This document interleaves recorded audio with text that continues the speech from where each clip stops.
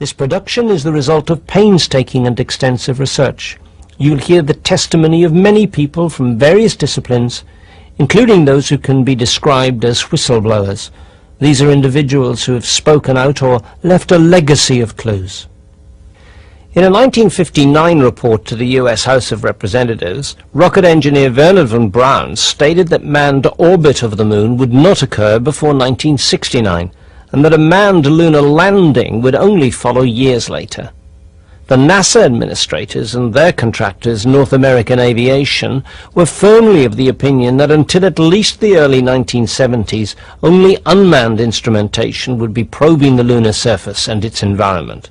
In 1959, I was working with advanced research at Rocketdyne, and they did a study on the statistical probability of landing a man on the moon and returning him, and it was something like 0.0014.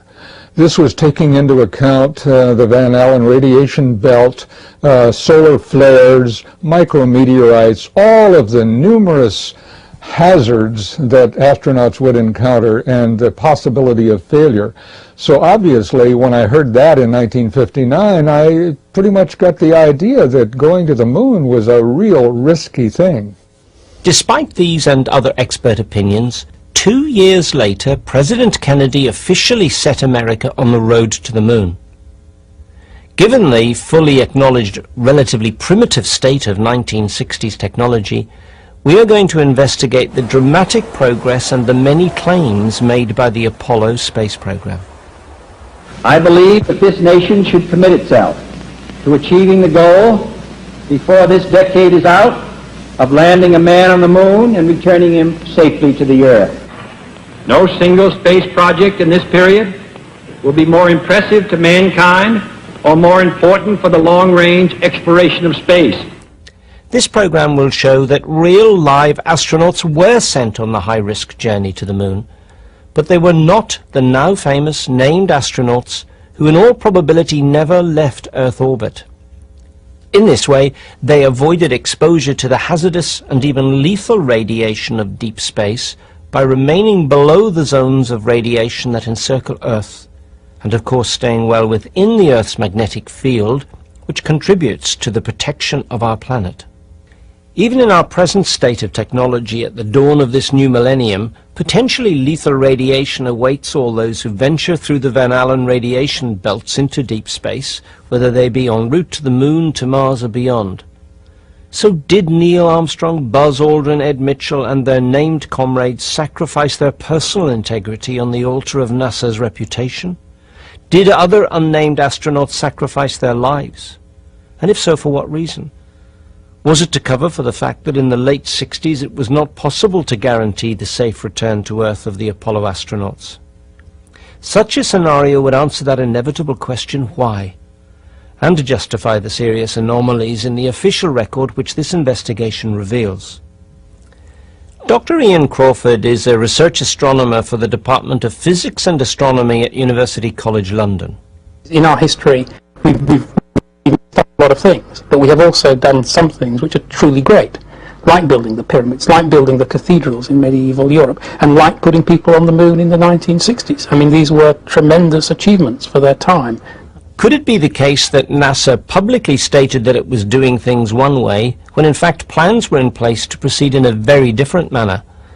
Was it realized very early on that apart from the unpredictable radiation hazards and the massive technological challenges, the lunar environment itself, without an atmosphere and certainly no winds, created yet another set of insurmountable problems?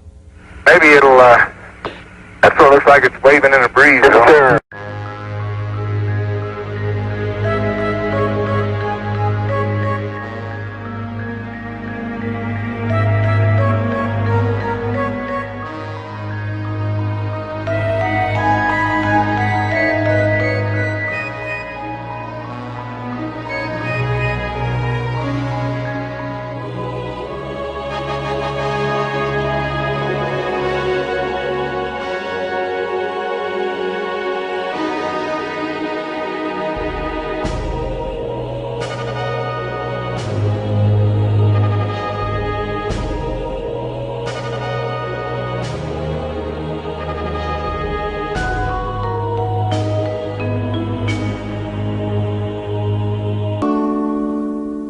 Like many of us, David Percy was overjoyed at the sight of Armstrong apparently stepping onto the lunar surface in July 1969.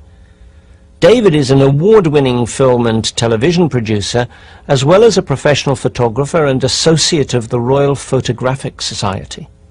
A representative of mankind may well have gone to the moon in 1969, but our research suggests that images of the Apollo landings are not a true and accurate record of such an event. In our view, the Apollo pictures were faked. Many were also encoded with deliberate mistakes.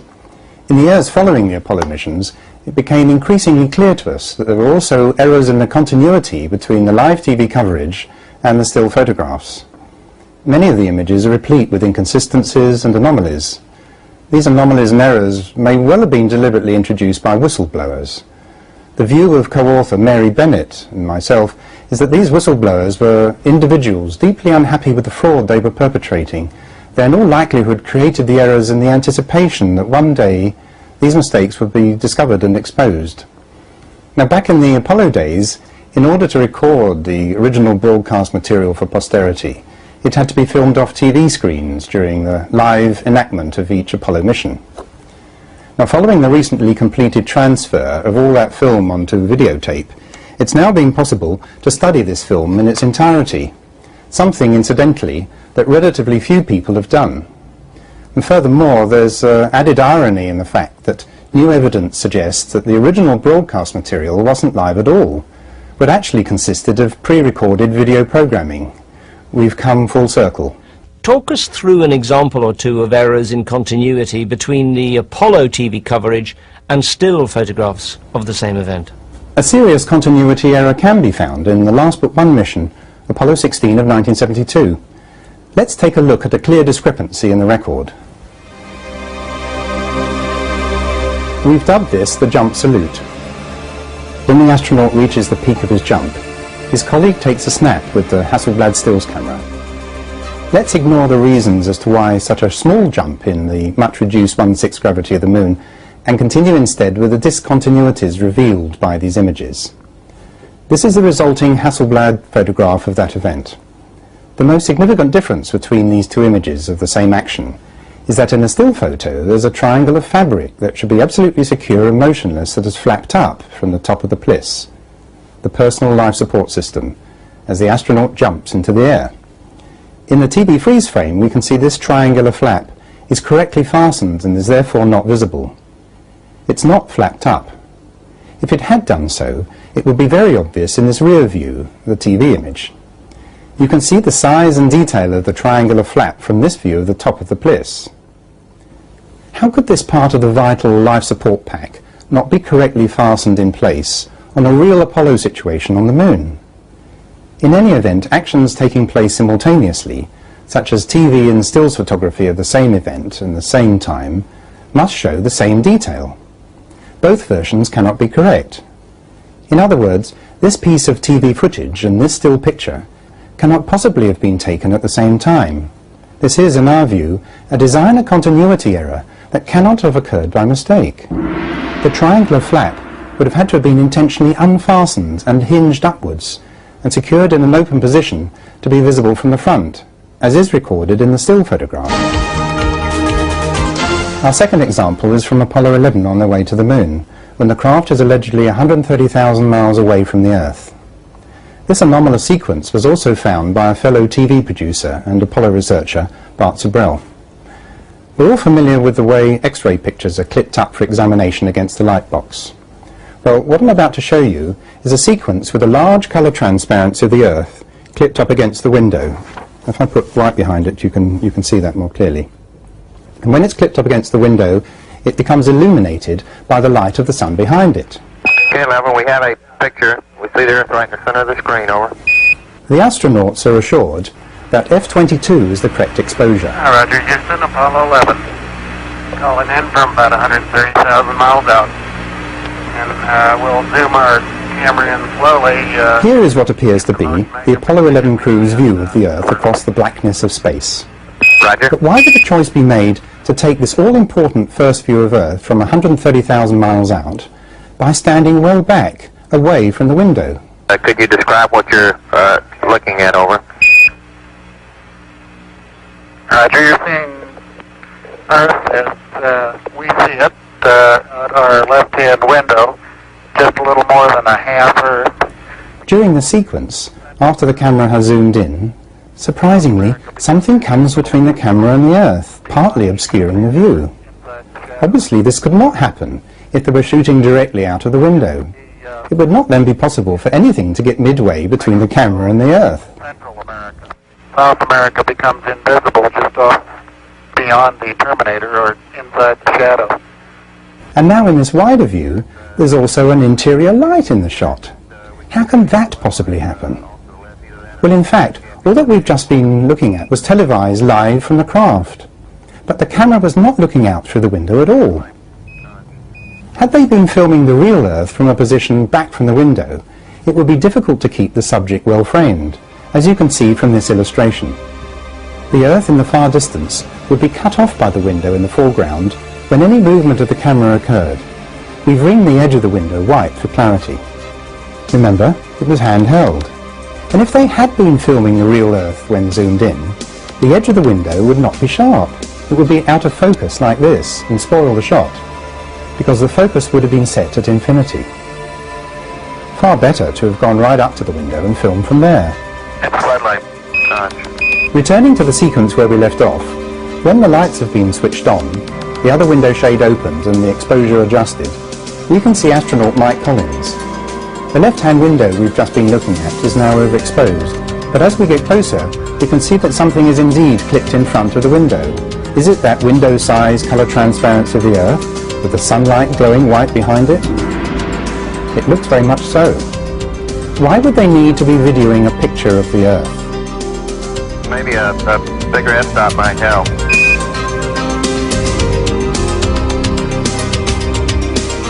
Continuing with the shot, we panned around past Armstrong, who is in the centre of frame, across to the right-hand side of the capsule. And here, would you believe, through the right-hand window is what appears to be the real Earth filling the view. From the Apollo 11 command module, the CSM, we're being shown two different views of Earth, but both cannot be correct. Given that the first version is purporting to be over halfway to the Moon, and on closer examination is seen to be a colour transparency, we have to conclude that this image is not a true representation of the CSM's position. However, the time recorder reads out a mission elapsed time of 34 hours and 16 minutes. 34 hours, 16 minutes, and 15 seconds. Roger, can you see that clearly enough, Charlie? Where could they be? Well, as the second view of Earth fills the craft's window, we must conclude that they're in the relative safety of low Earth orbit, and not on their way to the Moon at all. That would then explain why they were videoing a picture of the distant Earth. It's worth noting that this star chart, which is obviously clipped to the window, is held there in the same manner as we suggest was the backlit transparency of the Earth we saw earlier. The President's two star charts that he is using right now as sunshades over the right-hand window, window number 5. Roger, we see the sun shining in through it behind him. And this sequence, then, together with the jump salute, are our first two examples of whistleblowing fakery and indications to us that something's seriously wrong with the Apollo record. Dr. David Groves is a physicist in the UK and a specialist in image processing. I've been involved in image analysis for 25 years now. I did my PhD developing holographic computer techniques for analysing images. My company, Quantic Image Processing, use these image processing techniques to extract three-dimensional information from two-dimensional images used in industry and used in medicine. The NASA pictures that I've analysed contain many inconsistencies, a whole core of which have no rational explanation or excuse. Not surprisingly, a growing number of intelligent thinking people are beginning to realise that all was not well with Apollo.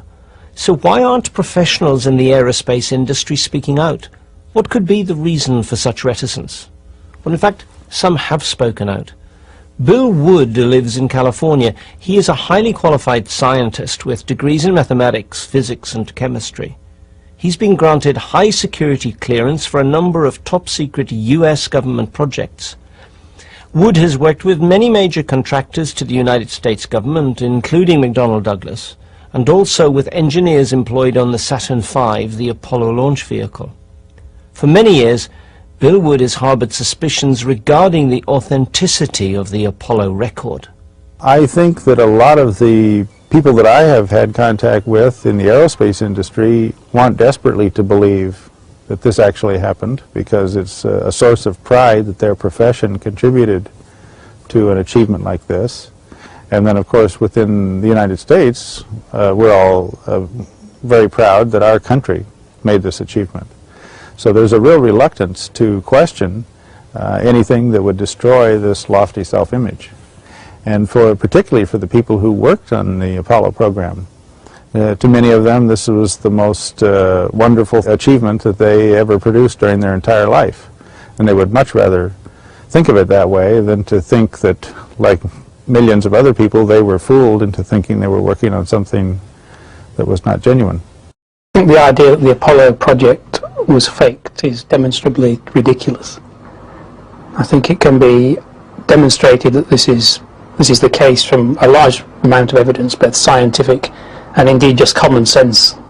H.J.P. Arnold is an astronomer and very keen photographer, an expert on space and astrophotography. He was assistant to the managing director of Kodak Limited during the period of Apollo. He's also the author of many books on space photography and exploration. This is a roll of, as you can see, 70mm film, and this is, of course I hasten to say it's not the original, which is in the closely guarded and temperature and pressure controlled vaults in Houston, magazine 40 from Apollo 11. So this is the roll of Ektachrome film that was exposed mainly by Neil Armstrong on the lunar surface, and of course it's a historical record, but I do stress that this is a duplicate which was given to me, and I'm very proud to have been given it by the people at the Photographic Technology Division in Houston. Brian Welch is Acting Director, Media Services at NASA, Washington. The film was specially produced for NASA by Kodak. It involved the use of thin gels and special emulsions for this film. The idea was that it would have to stand up to a vacuum, it would have to stand up to extremes of heat and cold on the surface of the moon. But H.J.P. Arnold has a completely different view regarding the film used. It was Kodak film, and the sensitization of the film was essentially the same as ordinary film at that time. It was Ektachrome X, as it was then called, 64 ASA, or ISO, as we need to say now. ASA is all gone. Or 160, which was then a very fast film, of course, at 160 ASA or ISO. So, it turns out that the film emulsion was perfectly ordinary after all. Then perhaps the camera itself was special. Hasselblad in Sweden was the NASA-appointed manufacturer of a camera capable of functioning on the lunar surface, and Jan Lundberg was the project engineer responsible for building the camera. Originally, NASA made all the alterations themselves. Then they presented what they had done to us and asked, can you do this? And we said, yes, we can, and we can do it better. So after that we put up a technical specification which was approved by NASA, and then all the alterations were made in our factory. Was the film loaded into a regular camera magazine? It was a modified standard 70mm back. There were protective plates both on the camera and on the film magazine. On all the NASA still photographs taken by the Hasselblad lunar surface camera, one should see small crosses spread at intervals over the surface of the image. In the centre of the image there should be a larger crosshair, or reticle as it's called professionally. These reticles were virtually in contact with the film and set in the focal plane of the camera at the time of manufacture by Zeiss. This means they are immovable. Any photograph purporting to be taken on the moon by the named Apollo astronauts using these lunar surface cameras must feature the large reticle at the centre of the picture. Not only that, it would be totally impossible for an object to get in front of the reticle on the developed image.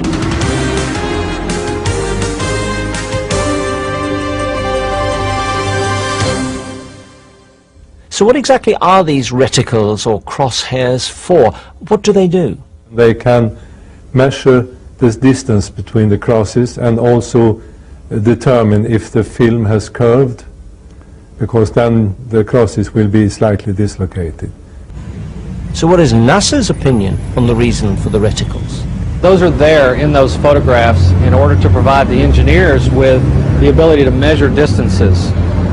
They would know in the way the photo was put together, they would be able to use that to measure things off in the distance, and so that's why they're there. Did the reticles also help to judge distances? Not actually. Because that's what NASA says the reticles are for. Well, to do that you need a stereo pair. However, the Apollo pictures, those with the reticles, were not taken as stereo pairs.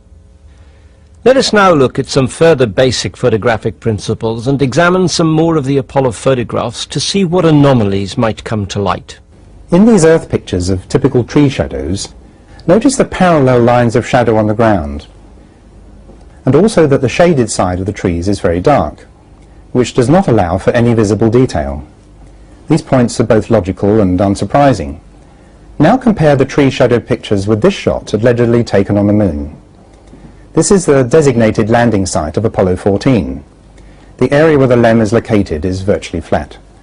But one can calculate from the diverging shadows that the source of the illumination is within the area of the scene itself, apparently overhead. In other words, it cannot be the Sun.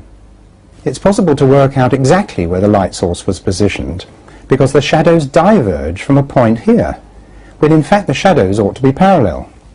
The Sun creates parallel shadows. The shadows cast by the rocks in the foreground should have been east-west, like the LEM shadow here. When natural sunlight is illuminating objects on flat terrain, this result is impossible, but this result is consistent with illumination from a closely positioned artificial source of light. Should we then take this matter of artificial lighting very seriously? Yes, because according to the official record, no artificial lighting whatsoever was taken to the Moon. Compare NASA's photograph with our computer-simulated image. The light source, the Sun, in our simulation is located far to the west, the left-hand side of your screen. And in our illustration, all the shadows are falling, naturally, due east. We must therefore irrefutably conclude that an artificial light source was used in close proximity to this alleged Moon location in order for NASA to obtain the non-parallel shadows seen here in this photograph. Let's go through some more examples. Here is a Honda press advertisement that's used a very interesting mix of shadow directions.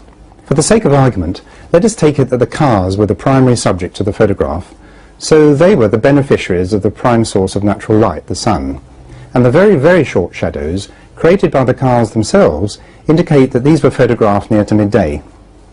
The Sun's direction is from the bottom right-hand corner. The palm trees, however, have been photographed when the Sun was further round, nearer to setting, and therefore creating these very long shadows due to the Sun's closeness to the horizon. This is an example of a composite picture containing two differing sets of shadows, a composite that incorporates the message that there have been time delays between the components that make up the final result. For Honda's purposes, this discrepancy doesn't matter. But to see the same type of composite manifesting in the official record of Apollo is more than enough to alert us to the fact that something's very wrong. Can you then give an example of this from an Apollo mission? Yes. Crossing to Apollo 17, here is a picture of Jack Schmitt digging. His shadow is extending in the same direction as that of the cars we've just been looking at. The source of light is from the bottom right-hand corner of this picture. Yet if we look towards the right of the scene, we can see that the shadows of the middle distance rocks themselves run from east to west, shown here by the green lines, the secondary light source. The yellow lines indicate the direction of the primary light source, allegedly the Sun. Now this situation is impossible naturally, and has to be the result of more than one light source and/or technical manipulation and doctoring of the image. If we look at the shadows of the rover's wheels in this photo, we can see that they are somewhat diverging, as shown here by the lines, and as we tilt down we can see that this rock here, halfway down the picture on the right hand side, is producing a shadow that extends diagonally to the lower part of the picture, as is the shadow for the foreground rock, the rock with the letter C marked on it. originally noticed by fellow researcher Ralph Rene. Let's pause here for a moment and ask why there should be a letter of the English alphabet stamped onto a rock on the moon's surface, and why there's a C also marked on the ground just in front of this very peculiar looking rock. How could this be? Surely we're looking at the deliberate planting of props on a previously designated portion in the foreground of a photographic film set. Does this planted C stand for centre, or is it perhaps C for light, artificial or otherwise? For this is the letter that represents the physical constant of the speed of light as it's presently understood. If early probe images from the moon had demonstrated that natural lighting conditions there would not reproduce consistently acceptable results due to the gravitational anomalies and possible variations in the behaviour of light, the subsequent use of artificial lighting in the pre-creation of the lunar surface imagery makes a lot of sense, as does this whistleblowing clue. The fact that the speed of light may not be a constant is only just beginning to be discussed openly beyond scientific circles, but of course variations of light speed at specific periods have been observed over the years. It could well be that the speed of light varies according to local gravity fields. Coming back to shadow anomalies, here is an example of a Mongolian herdsman, photographed with the light behind him. And of course, if a photographer is exposing for this scene, he or she knows perfectly well that without the use of fill-in flash or other lighting near the camera, there's going to be a result that looks more like a silhouette. Now look at this picture of an astronaut spacesuit, which was taken in a studio. The prime or key light is from the right, the upper area of the picture, and the area by the shoulder, here on the left, is much darker. So parts of the subject have been filled in with light in order to give us more detail. And indeed this fill-in light is square in shape and has been reflected by the visor. We propose that this technique of using extra fill-in light was applied when certain Apollo close-ups were created.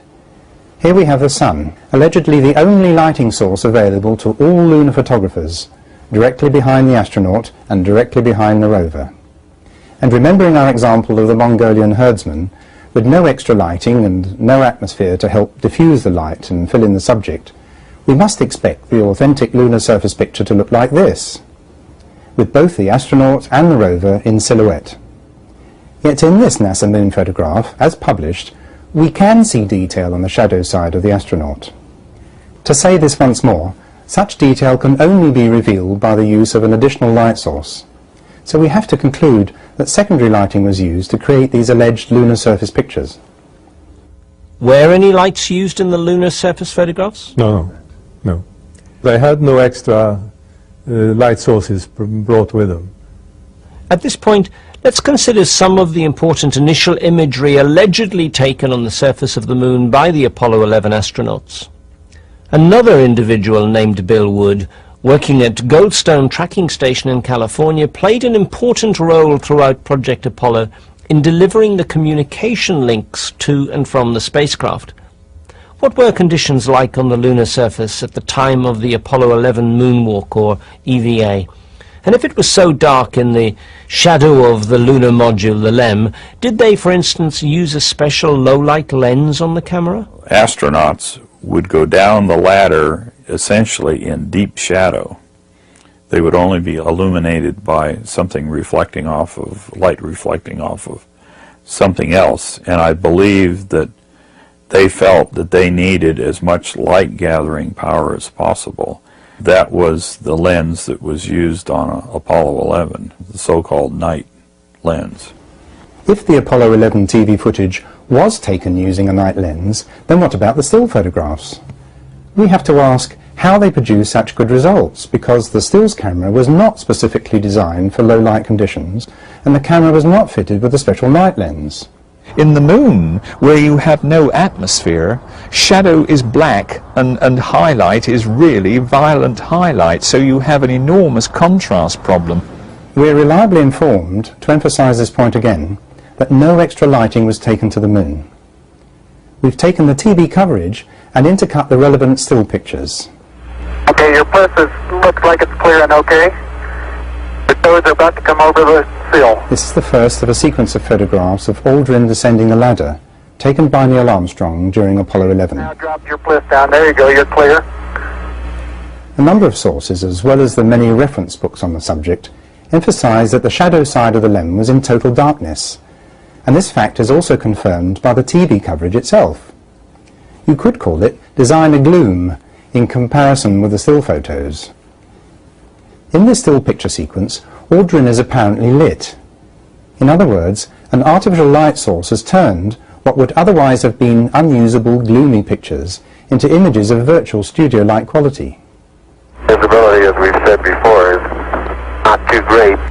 Okay, I'm on the top step and I can look down over the RCU and landing gear pad. Okay, I'm going to leave that 1 foot up there and both hands down about the 4th rung up. So here we have Aldrin, descending the ladder in total shadow. But we have evidence of the use of artificial lighting in the still photos of the event, because we can see that lighting is hitting part of the porch, the backpack, part of Aldrin's spacesuit. And most notably, it is hitting the heel protector of his right boot. It is obvious to anyone who understands photography that secondary lighting was used in this image.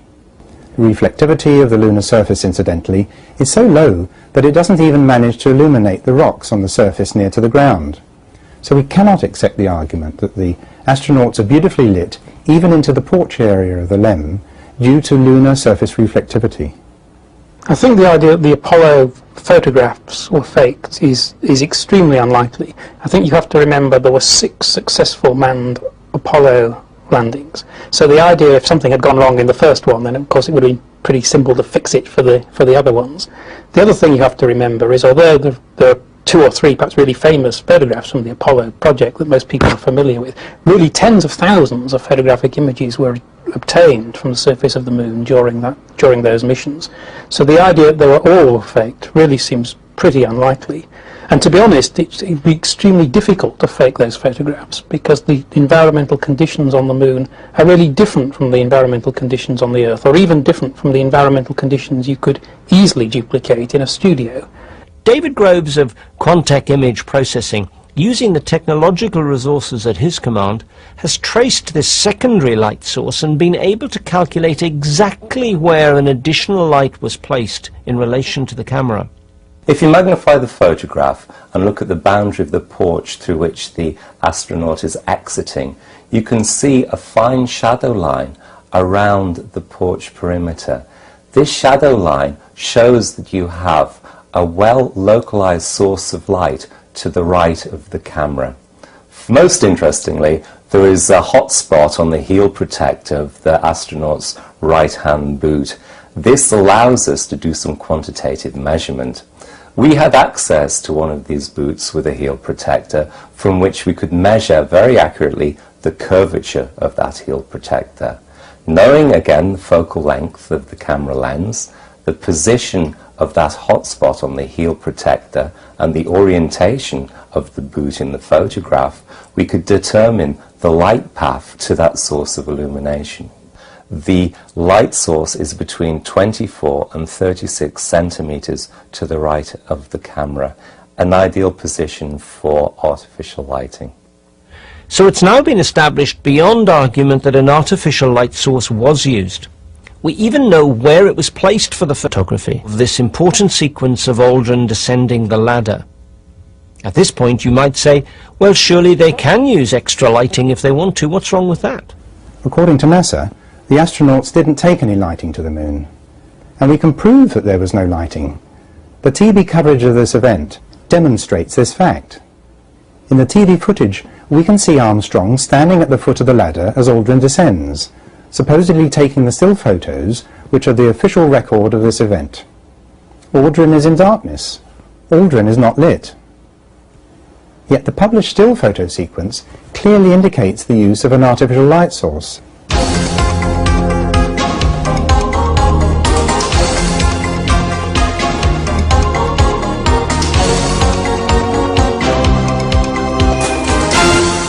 Did Armstrong really take these still photos during Aldrin's descent on the moon? In our opinion, probably not. We propose that this is a completely restaged, or rather pre-staged, set of studio photographs. So, wherever the Aldrin descending the ladder sequence of stills was taken, an artificial source of light was deployed. I know that they had no extra lightning, no flashes or things like that. So it has to be the reflection from the surface. That the astronaut will be adequately lit whilst in the shadow side of the LEM solely from natural light or earthshine bouncing off the lunar surface is an argument advanced by others as well as Jan Lundberg, but it's untenable. To make a direct comparison, the surface of the Moon on average has the ability to reflect light from any source whatsoever at whatever distance from its surface to the same degree as asphalt does on Earth, on average approximately 7%. In other words, whatever the strength of the light arriving on the lunar surface, whether by natural or other means, the ability of the average lunar surface to reflect light remains constant. Indeed, the lunar surface luminosity is so low it doesn't even manage to illuminate the shadow side of the smallest rocks, as we've already seen. Here's another good example. This picture is taken into the light, so the side of the craft nearest to us should be absolutely black, but has been filled in with a generous amount of light. Particularly obvious is this piece of equipment illuminated from the front. That sequence of images on the lunar surface, taken mainly by Armstrong, of course, with that one camera, which was incidentally left on the Moon, so it's going to be a marvellous relic for when we eventually get back there, of course. The film came back. That film, probably, I would say, has never ever been bettered, whether on the Moon or subsequently. Almost every one of those relatively small number of images taken by Armstrong appeared to be splendidly composed. You remember the classic face-on picture of Aldrin with his visor reflecting the entire landing scene, the lunar module, the flag, the TV camera, and Armstrong taking the picture reflected in the visor. It's a marvellous picture. With that comment, H.J.P. Arnold has led us to another of the classic Apollo 11 images. In fact, one could say that this particular shot conveys the very essence of the entire Apollo program. Yet this classic picture of Aldrin has several very serious problems. Aldrin cannot be standing in natural sunlight in this image because the surface around him is not evenly lit, as would be the case with light from the sun. This scene is obviously lit with uneven artificial lighting. The prime source of light is over Aldrin's left shoulder. The light is emanating from this direction. We know this is so because we can see what photographers call fall-off in the top left, the top right, and the left foreground. This fall-off effect is the name given to darker areas caused by lighting a subject with a non-uniform source of light, lighting that does not have enough spread, as this false colour version particularly reveals. Secondly, we can see that our old friend the fill-in light has again been used to illuminate the suit detail on Aldrin's right-hand side, the left of the picture. On the face of it, there doesn't seem to be anything particularly strange about this image to me. The sun is over behind the guy's left shoulder. He's casting an image, a shadow moving to bottom left, as you would expect. The astronaut himself, you can see, because of although he's not in direct sunlight, the direct sunlight is on his back. He's being illuminated by reflected light from the foreground. Remember, our claim is that the fill light is artificial. The camera position itself is also in doubt, for we seem to be looking down on the astronaut. How can we tell if that's so? Well, recalling the large centre reticle cannot be anywhere but in the centre of the image, we're surprised to find that this reticle is over the lower part of Aldrin's right leg. The Hasselblad camera was attached to the astronaut's chest at the time, and so the centre of the image should be over the abdominal area of the subject. This lower leg position for the centre reticle strongly indicates that the camera was in fact positioned at a higher level. As this graphic demonstrates, the centre of the picture can only be over the subject's lower leg if the camera is positioned at eye level and then tilted down. The camera height and tilt angle was calculated by David Groves. This fact represents another serious problem. The reflection of this scene mirrored in the astronaut's visor shows the astrophotographer with his camera clearly positioned at chest level, which actually cannot be. So this false reflection must have been composited or painted in over the original image. the reflection we see in the visor cannot be that of the photographer of the image. The horizon is a very good datum. On the moon, the horizon effectively acts as a spirit level. We know it's about 89 degrees from the true vertical. Therefore, the position of the horizon cutting through the image of the astronaut shows us the level of the camera when the picture was taken. And if we look at the picture, we can see the horizon cuts very nicely at face level. And as for the orientation of where the astronaut was, I mean, the moon's surface isn't completely flat. He may well be standing there with a chest with his camera at chest level, and the guy being photographed may be a couple of feet lower down because the ground slopes. The camera taking the photograph could have been positioned on the chest of an astronaut, and that astronaut could have been about 2 foot higher than the astronaut that was being photographed. To this end, we could analyze the shadow in the image. Basically, the information we have and can make use of is we know the width of the visor in the image, the focal length of the lens used on the camera. Using that information, we can analyze the shadow of the astronaut's left leg and determine between the two astronauts the variation in height of the surface. The variation in height of the surface between the astronauts is typically a few inches. It would have to actually be 2 feet to explain the incorrect positioning of the camera when the image was taken. I'll be honest with you, I think that's pseudo-scientific, nitpicky claptrap. And again, I don't know why we should spend even a moment trying to judge that. But as we've seen, there are indeed crucial problems with the photographs. This is the point. The so-described nitpicky, pseudo-scientific claptrap is not pseudo at all. The analysis has been undertaken based on the laws of physics. Fortunately, the information encrypted within these images has survived the voyage across 3 decades and is now being decoded by people like Percy and Groves. The proof is in the detail. It may be uncomfortable for NASA to accept that the warning whistles of these unknown photographic encoders are at long last now being heard. By the way, the Apollo 11 high camera examples are not isolated ones.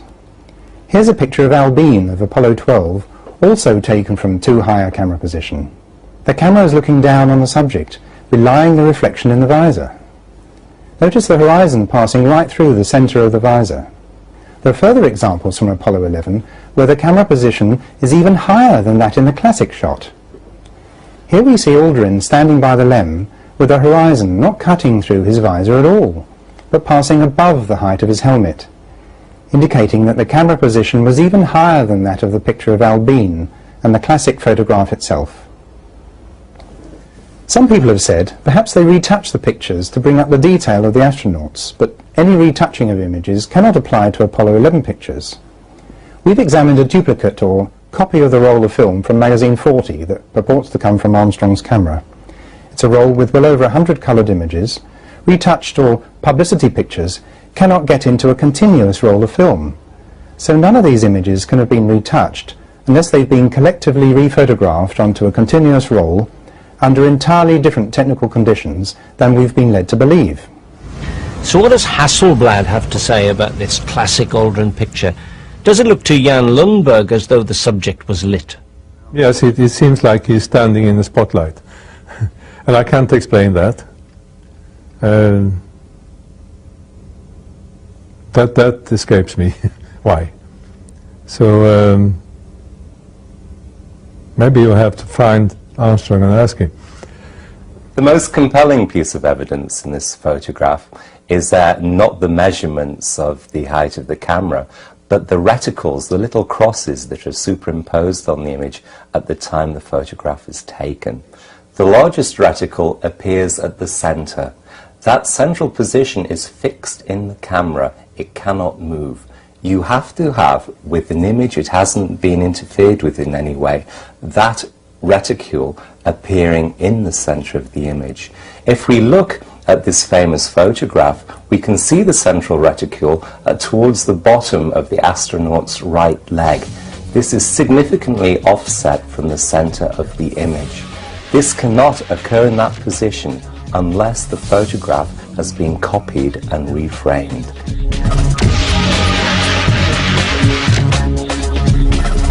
I don't think this cross here necessarily does indicate the centre of the photograph. There's another cross over here, there's another cross over there, and in fact NASA photographs you often see have fiducial crosses all over the place to help them orientate themselves. Why is the centre reticle not in the centre of the image?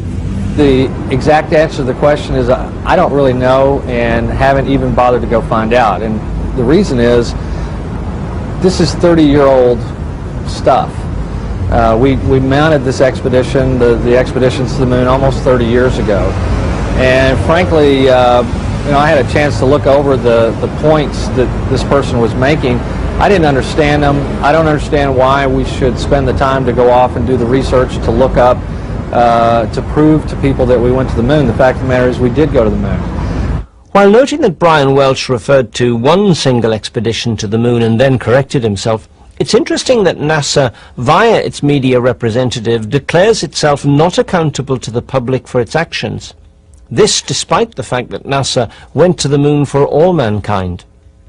And surely the fact that one individual spokesman claims he doesn't understand the questions asked does not in any way invalidate the demand for a proper response and the necessity for a proper response. The effort involved in trying to fake, you know, one image might not be too bad, but in trying to fake thousands and thousands to assure that you were never discovered over 25 years seems completely implausible to me.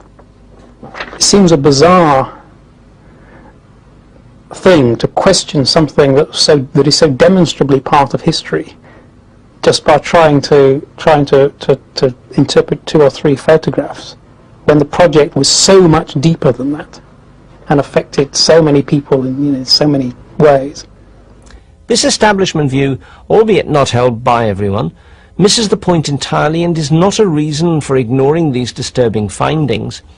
The quantity of suspect pictures is not the real issue, it's what these images convey. These pictures have been presented to the entire world as authentic and actual photographs of this most significant event, mankind's first steps onto a planet other than his home. To ignore or dismiss the questions raised by the discovery of even one technically defective photograph purporting to be a part of this official record is to sidestep the issue. However, we'd like to offer the upholders of this status quo viewpoint yet another major challenge. In Western Australia, during the live telecast of Apollo 11 in 1969, many viewers in that region of Australia, including Una Ronald, were to have an extraordinary experience. When this moon landing was in the offing, I for one decided to stay up to watch the live telecast, and I did, and we saw a lot of activity on the television screen from the control center, a lot of anticipation, a lot of excitement. But before we get to what happens next, we need to know how the TV coverage of Apollo 11 was supposed to have reached our screens.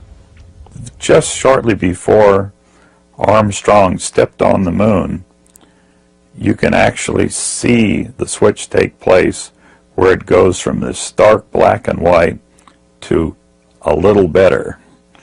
And they stayed with the television signal from Honeysuckle Creek. So when Armstrong stepped on the surface of the moon, it actually came through Australia, but at the time it was reported as being through Goldstone. The voice came through Goldstone, but the TV pictures came from Australia.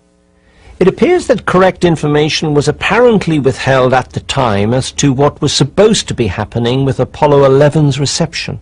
But as I watched this person walking, a Coke bottle in the lower right quadrant of the screen, it seemed to be kicked over and rolled across. And for me that was just astounding, and I exclaimed aloud at the time, "It's a fake, it's a setup, they're not on the moon at all, look at this, it's a Coke bottle." And they were going to broadcast the same film again in the morning, and I phoned several of my friends, "Did you watch?" And they hadn't, but they were going to watch in the morning. And I waited, of course, to say, "Well, did you see it?" But it didn't happen. I watched the second telecast there was no Coke bottle, which led me to believe at the time that it must have been edited out. I was convinced it was fake, but why? Why it should be faked? Why such a setup? 2 or 3 others of my acquaintance did see it. Furthermore, there were letters written to the West Australian newspaper. They mentioned the Coke bottle. I waited for it to brew up. I thought, my goodness, there's going to be a glorious ding-dong here going on about this Coke bottle. But suddenly there was nothing at all. And I presume that those who saw it denied their own senses, as people will do. Began to think, well, they couldn't have seen it, or perhaps it was there and that was okay. They'd thrown some rubbish out of the spacecraft or something like that. It could have been. People will invent all kinds of solutions to what is not explained.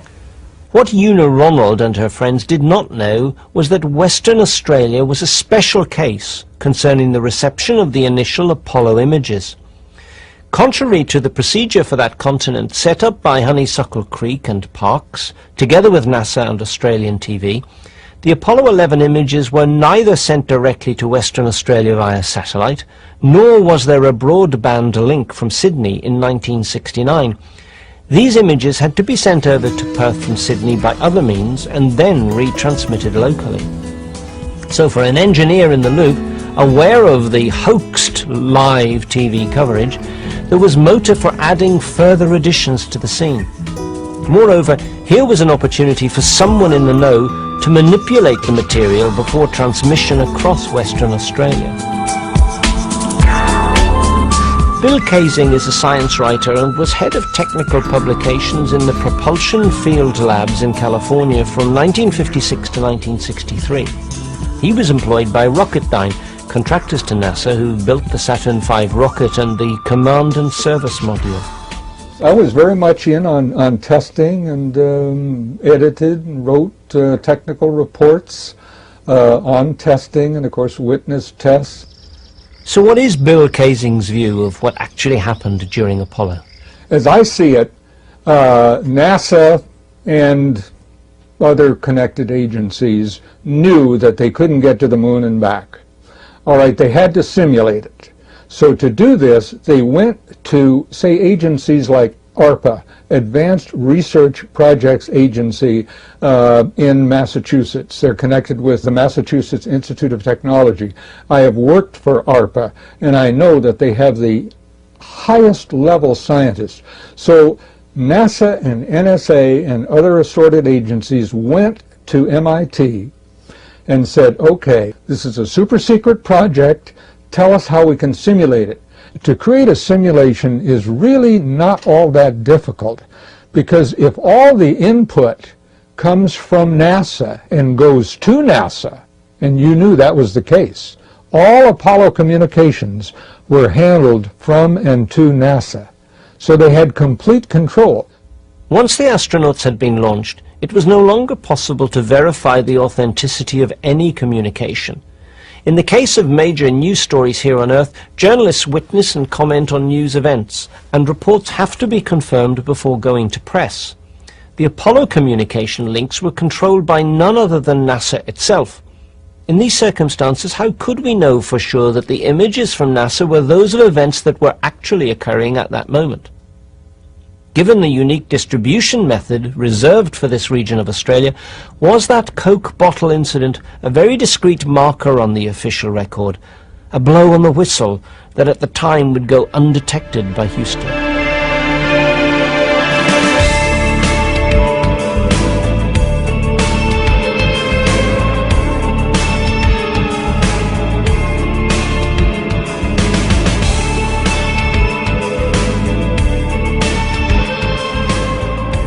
What was really involved in the lunar surface photography?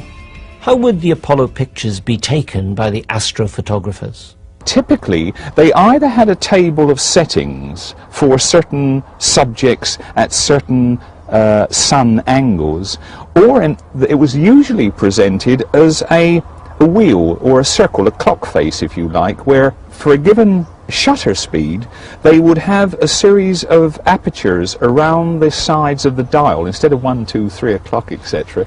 But how were the necessary adjustments made so they could be sure of obtaining the correct exposures? They had a lot of practice so they could feel what the setting was. Because once on the moon, on the lunar surface, in the dress, in the life support system, you couldn't see the camera. They couldn't bend their head that far down to see the scales. Maybe they could see the aperture scale, which was in the front, but not the rest. They had no viewfinder, they had to aim by moving their body.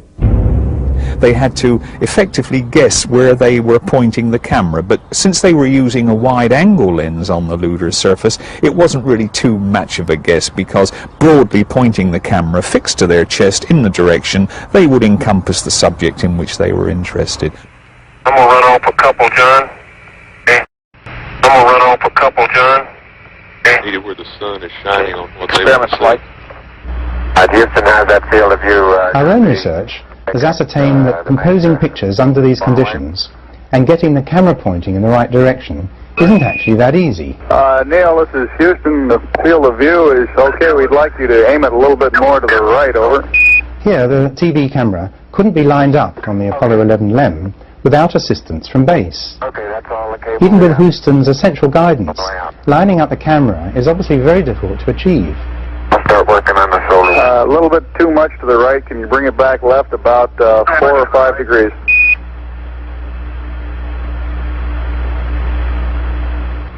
Roger, you look okay as far as distance goes, Neil, and we'll line you up again when you finish the panorama.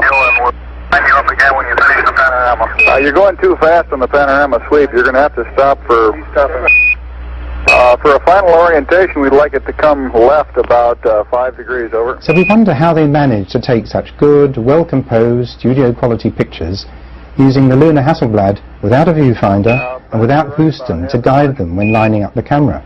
Back to the right about half as much. Okay. Okay, that looks good there, Neil. Was it intended that they should change lenses, filters and magazines outside, with the potential of dropping them into the dust, rendering them unusable? So once they went out, they had one set for this particular mission, and then they went back in, changed whatever they needed to change, for instance film magazines or lenses, and then they went out again. Okay, Houston, I'm going to change lenses on you. Roger, Neil. But going inside each time is not what actually happened. These operations took place outside the LEM. Okay, Houston, tell me, get a new picture. Neil, this is Houston. That's affirmative. We're getting a new picture. You can tell it's a longer focal length lens. I think they got to rush through what we've got. Okay, magazine delta is working. And I'm starting with frame count number, about 1. Okay. There was always a problem with these things, remember, because they were wearing these very awkward gauntlets. These already difficult manipulations of the camera equipment, like this and this. Wearing these pressurized gauntlets, it would have been virtually impossible to bend the fingers and grab hold of a magazine slide, change lenses or whatever else. There were no oversized tabs on the camera to make adjustments, and only normal size scales.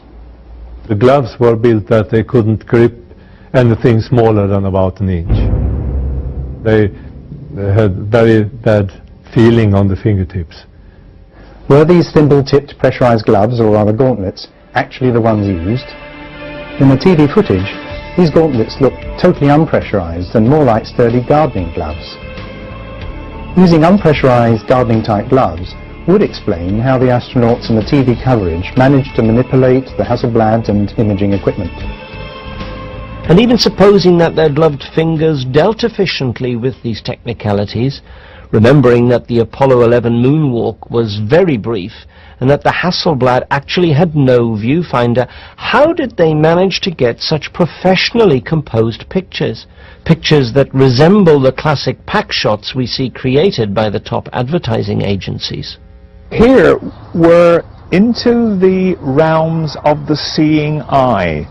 Undoubtedly, there were some of the astronauts who, despite all of the pressures on them, and the fact you're wearing a helmet and a visor and you can't look through a nice screen or viewfinder at all, could see a picture when it occurred to them. This picture from Apollo 15 can only be described as a good example of a typical advertising pack shot. Everything is perfectly arranged to sell the product. In this instance, that product is NASA's program. We have the astronaut filled in with light, so we don't get a rather disappointing and ghastly silhouette. He's standing just adjacent to the American flag, beautifully backlit and glowing, planted so that it slightly overlaps the LEM, thus leading the eye across the picture. And of course the LEM just happens to be photographed in such a way that its promotional logo is towards the camera. The rover itself then slightly overlaps the LEM, delivering altogether an excellently composed picture, in no way consistent with the mere snapshot of random objects. Such an excellent image would be ideal for future use as general publicity, and in fact was used subsequently for posters and postcards. This is emphatically not a casual photograph of a saluting astro colleague who just happened to be standing, as luck would have it, in the right place at the right moment. This is a planned setup in our view, and would have taken a highly professional photographer several hours to get right in the fully equipped environment of a studio. Now let's look at some more inconsistencies in the shadows present in the Apollo imagery. We're going to consider the shadow allegedly produced by Armstrong when collecting a contingency sample. The sun angle should have been just over 10 degrees above the horizon during this action. Compare that image with this Apollo 12 scene. Here the shadow is much longer than Armstrong's, but as the sun was at a higher angle of 15 to 16 degrees during their EVA, the shadow in this picture should actually be shorter than Armstrong's, had these pictures been taken, as claimed, in natural sunlight on the moon. In this TV coverage of Apollo 14, the astronaut is moving away from the camera, the thin pole shadow in the foreground. As he progresses towards his colleague, watch his shadows do some really strange things. The Q bay door is open. Pulled a little stiffer than I expected in 16G. Looking good though, Ed, and you all are within 9 minutes of the timeline. These variations in shadow length are consistent with moving away from, or nearer to, a large superlight, placed close to the subject, as we'll show in a moment. Here again is Apollo 11. This time it's Armstrong and Aldrin standing together. But their two shadows grow to completely different lengths. The nearer one of them moves towards the light source, the longer their shadow becomes. Such an effect has nothing to do with their relative heights and everything to do with moving to and from a superlight. Remember, the landing site was supposed to have been on flat terrain, the Sea of Tranquility. Consider carefully the difference in lengths of these two shadows. To show that this effect is consistent with moving towards or away from an artificial light source, here is a demonstration we set up in our London studio.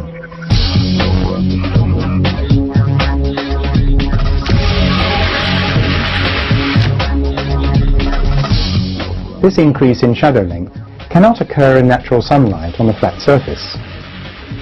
Note also in this scene the position of the American flag. We know from the official record that the astronauts did not touch the flag again once erected. We also know that this flag was artificially supported along the top in order to give it substance in the airless and motionless lunar environment. Now look at this flag, later in the same mission. How can it be that the top edge of the flag is now supported from the mast at a totally different and increased angle, unless it was unofficially altered on the set? Could these two differing flag positions from Apollo 11 be a form of semaphore, signalled to us by whistleblowers? Once again, here is the message of the passage of time, symbolized by erect and drooping flags. Undoubtedly, there would have been serious repercussions for future manned space travel if the named astronauts were to die or to be seriously irradiated on the moon.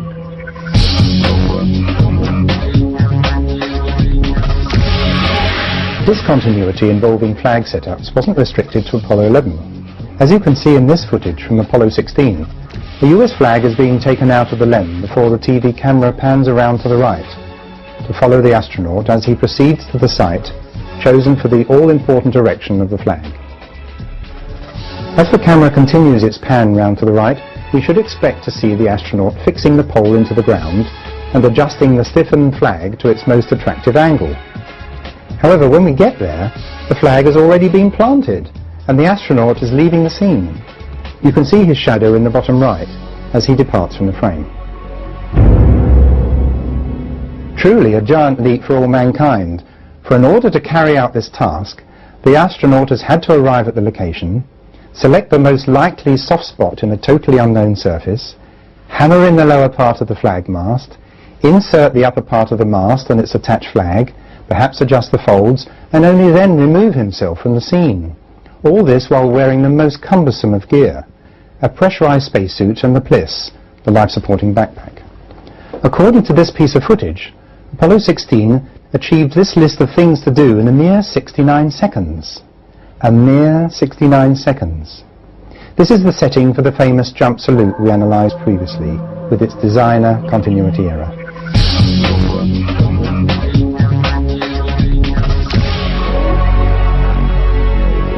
There's that picture, which I'm sure many people will have seen, of an astronaut, I think it's Jack Schmitt as I recall, with the US flag sloping because of the wide angle effect of the lens somewhat, pointing towards the Earth, which is at the point of the triangle. Now that is an extremely well observed image. What's that?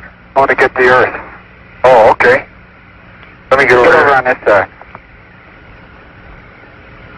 I don't think it's going a little close, maybe. Have them both in focus.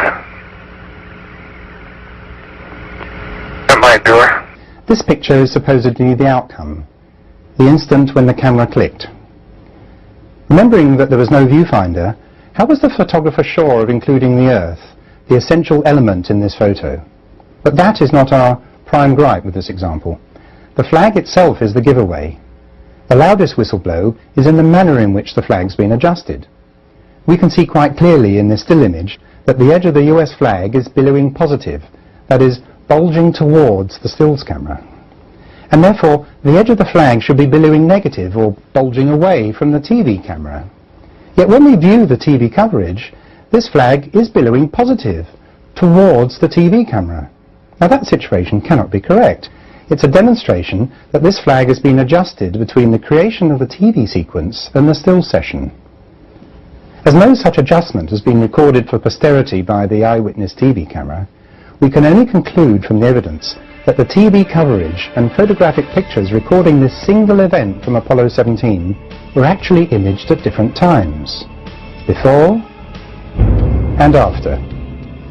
Does the intentional rearrangement of this flag merely indicate the duality of the NASA never a straight answer records? Or does another message lie in the subject matter of the picture? Perhaps this composition of astronaut looking down at the camera and the flag pointing up to Earth in code, no departure from Earth for the named astronaut in this photograph. Returning for a moment to the first mission, Apollo 11, and that classic image of Aldrin standing on the lunar surface, a picture often hijacked for commercial purposes, where then is the Hasselblad portrait of Armstrong, the very first human being to set foot upon another planet? Why have we no such picture? I have it on first-hand account that the question was, well, now let's look at the best, first of all, for the best set of pictures of Neil. And then the faces tended to drop somewhat, and by the end they were saying, well, let's find any picture of Neil. And in fact there was only one there, which was Neil Armstrong, really a fair amount in the distance, working around the lunar module, which Buzz Aldrin had taken during part of a pan sequence, a geological pan sequence, which was called for in the photographic plan. And nobody cottoned on to the fact that nobody was taking a picture of Neil Armstrong, so that all the pictures which are seen on the covers of Life and now in the history books, they're all of Aldrin. Which, you know, is fine, they're super pictures, but surely that you want a picture also of, at least, of the first man on the moon. It's just like, you know, Columbus having an artist, theoretically, and the artist busily sketching the palm trees the other way when Columbus steps onto the shore of the New World. History has no record It's very hard to believe that during preparation of the tasks to be performed, the NASA PR machine ignored this rather major detail, the planting of the first footprint, especially as every single action and image had been planned in advance and rehearsed until it became automatic. Surely such a major omission would have been noticed and corrected before departure. And in the light of Armstrong's virtually reclusive post-mission behavior, we can ask if the astronaut had personal reasons for being camera shy. Did he then, and does he now, feel some sort of guilt? Was he, in fact, never actually on the moon? He's always been very helpful, but always struck me as being extremely businesslike. He responded to the point, he helped, and then that was it. So, quite typical. Given the many crucial anomalies and inconsistencies we're unearthing in the Apollo imagery, we also have to ask again if Armstrong's central reason for avoiding the lens has to do with NASA's chosen procedures during the making of Apollo. He was a very private individual, obviously, and since he has always kept himself very much to himself. During the various celebrations he's tended to appear, but it's as limited as possible, and if you might almost say decency allows. Perhaps the Apollo space program would be better titled The Sound and Light Show, for what we actually hear or don't hear on the soundtracks is often inconsistent with both physics and the facts as presented to us. Just listen to this soundtrack as a bobsleigh team races down the famous Samaritz Bob Run. You can hear the pilot announcing the names of the corners they're negotiating. That is the Coral Wall. Maxwell, the Snake 1 and Snake 2. And now is Sunny. Mesh and Dixon. And then is coming Horseshoe. Telephone. Shamrock. 3.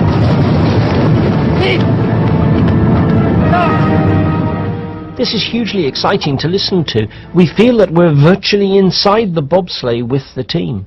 Yet while this sport is no doubt enjoyable for the participants, it's also a highly stressful physical situation. Listening to the bob pilot, we can hear the vibration and the tension engendered by the sheer speed and potential danger of the situation.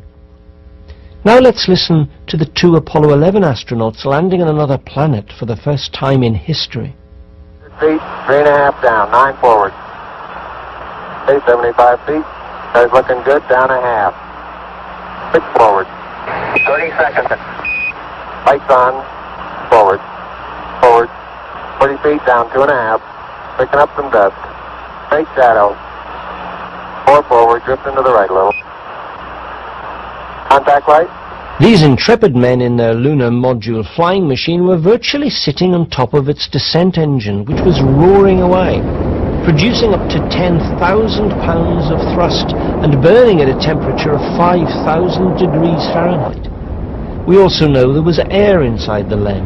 It was pressurized to 1/3 sea level atmosphere, so the incredible roar of the engine would have produced considerable sound and vibration. According to some sources, even through their bubble helmets, the astronauts in the LEM could hear the noise of the thrusters firing, yet apparently they couldn't hear the roar of this powerful rocket engine. That's a little difficult to believe, isn't it? Even the Space Shuttle astronauts popping up into low Earth orbit have pointed out the extreme vibration and noise when thrusters fire from their craft, and the shuttle is very different from that of the flimsy LEM. Sunny. Compare this Mesh and Dixon. with this. Okay, 75 feet. Car's looking good, down a half. So unlike the pilot on the Bob Run, the astronauts' voices on the Apollo 11 soundtrack sound unbelievably dull. There's no impression of vibration whatsoever, nor do we hear the roar of the rocket engine beneath them. Even more bizarre are the circumstances in this next scene from Apollo 12.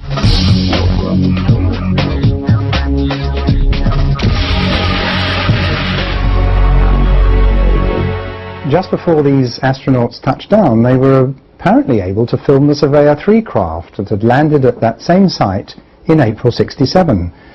But instead of just catching a fleeting glimpse through the LEM's triangular window as the LEM continued on its descent path, This sequence from the conquest of space, using original NASA film, is very suspect.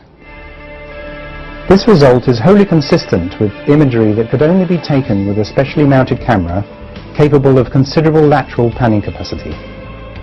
As we run the sequence again, notice how the perspective of the grounded Surveyor 3 changes as the camera moves around it. The LEM didn't have that capability.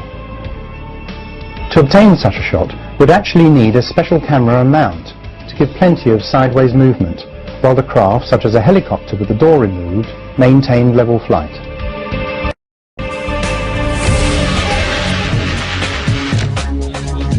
Here is a type of helicopter rig that will be required in order to create the result in question. The published imagery is therefore not commensurate with the viewpoint from an onboard camera at the LEM's triangular window. Apollo 12 also had sound and light problems. They suffered from what was claimed to be a failed TV camera very early on in their moonwalk. This failure had the happy effect of turning the transmissions into sound only, and thus ensuring that millions of terrestrial TV sets were switched off.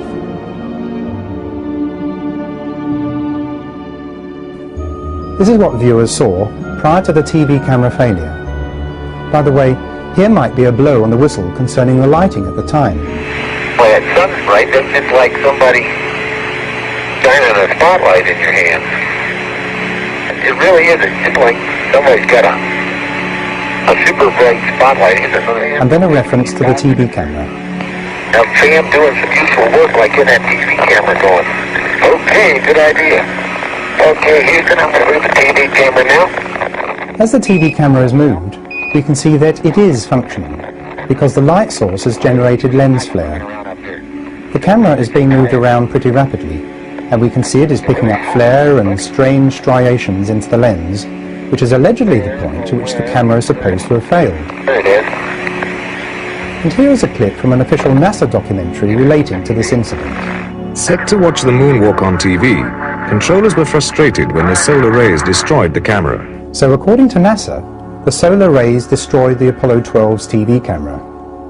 But in this scene from a later mission, Apollo 15, we have precisely the same effect, yet the camera continues to operate perfectly satisfactorily. Now here, back with Apollo 12, we have flare picked up by the lens, which indicates that the camera was actually working. It is just pointed at something static. However, the camera is not securely locked into position, and therefore over a period of time the camera changes its view, as you can see. And as you can hear, everyone thinks it's all very funny. Well, we haven't seen But as the fixing on its stand is not tight enough, the camera is slowly drooping, and this fact is demonstrated by the changing images captured over a period of time. Coming in there now, Al. It would not have been possible to see this differential imaging if the camera had really been destroyed by being pointed for a while directly into the sun, the official reason for its failure. The operations manual and the handbook that accompanied the TV camera clearly indicate that the camera should never be pointed at any bright source, nor directly at the sun. Given their intensive training and the experiences supposedly acquired over the preceding Apollo missions, why then did Apollo 16 astronauts need to ask Houston if they should point their camera at the sun during a lunar EVA? Point the camera away from the sun, stay all the way up and down. Yep, the camera directly down sun, and down at the ground. That's right. Directly into the sun? Negative. Away from the sun and down. We leave these sound and light anomalies for the moment to discuss one particular mission in April 1970, that of the lucky 7th lunar module, Aquarius, and the unlucky 13th command module, Odyssey. The alleged failure of the Apollo 12 camera had been a very good test for NASA and an indicator of the level of attention that America in particular and the world in general had towards the space program. Perhaps discouraged by Apollo 12's sound-only show and given other political realities in America, the public seemed to have turned its back on space. However, Bennett and Percy's research suggests that this was an intentionally induced state of boredom and was also, among other things, good preparation for the moment when NASA intended to switch their audience back on again. And during the 13th hour of the 13th day of their 13th Apollo mission are very remarkable. Just 2 days out from Earth, they toggled that switch, and what was said to be an exploding oxygen tank jolted the command module and the Apollo story back into the media spotlight. Houston, we've had a problem. We've had a main bus thunderbolt. Here we see the astronauts inside the command module delivering a live broadcast. They're supposedly nearly 200,000 miles from Earth and just 8 minutes from their Big Bang, or problem, as they would delicately put it. Remember, the command module was named the Odyssey and the lunar module Aquarius. Listen to this communication. And passing from the time away in our transit out to the moon. And it's rather odd to see it floating like this in Odyssey while it's playing the theme from 2001.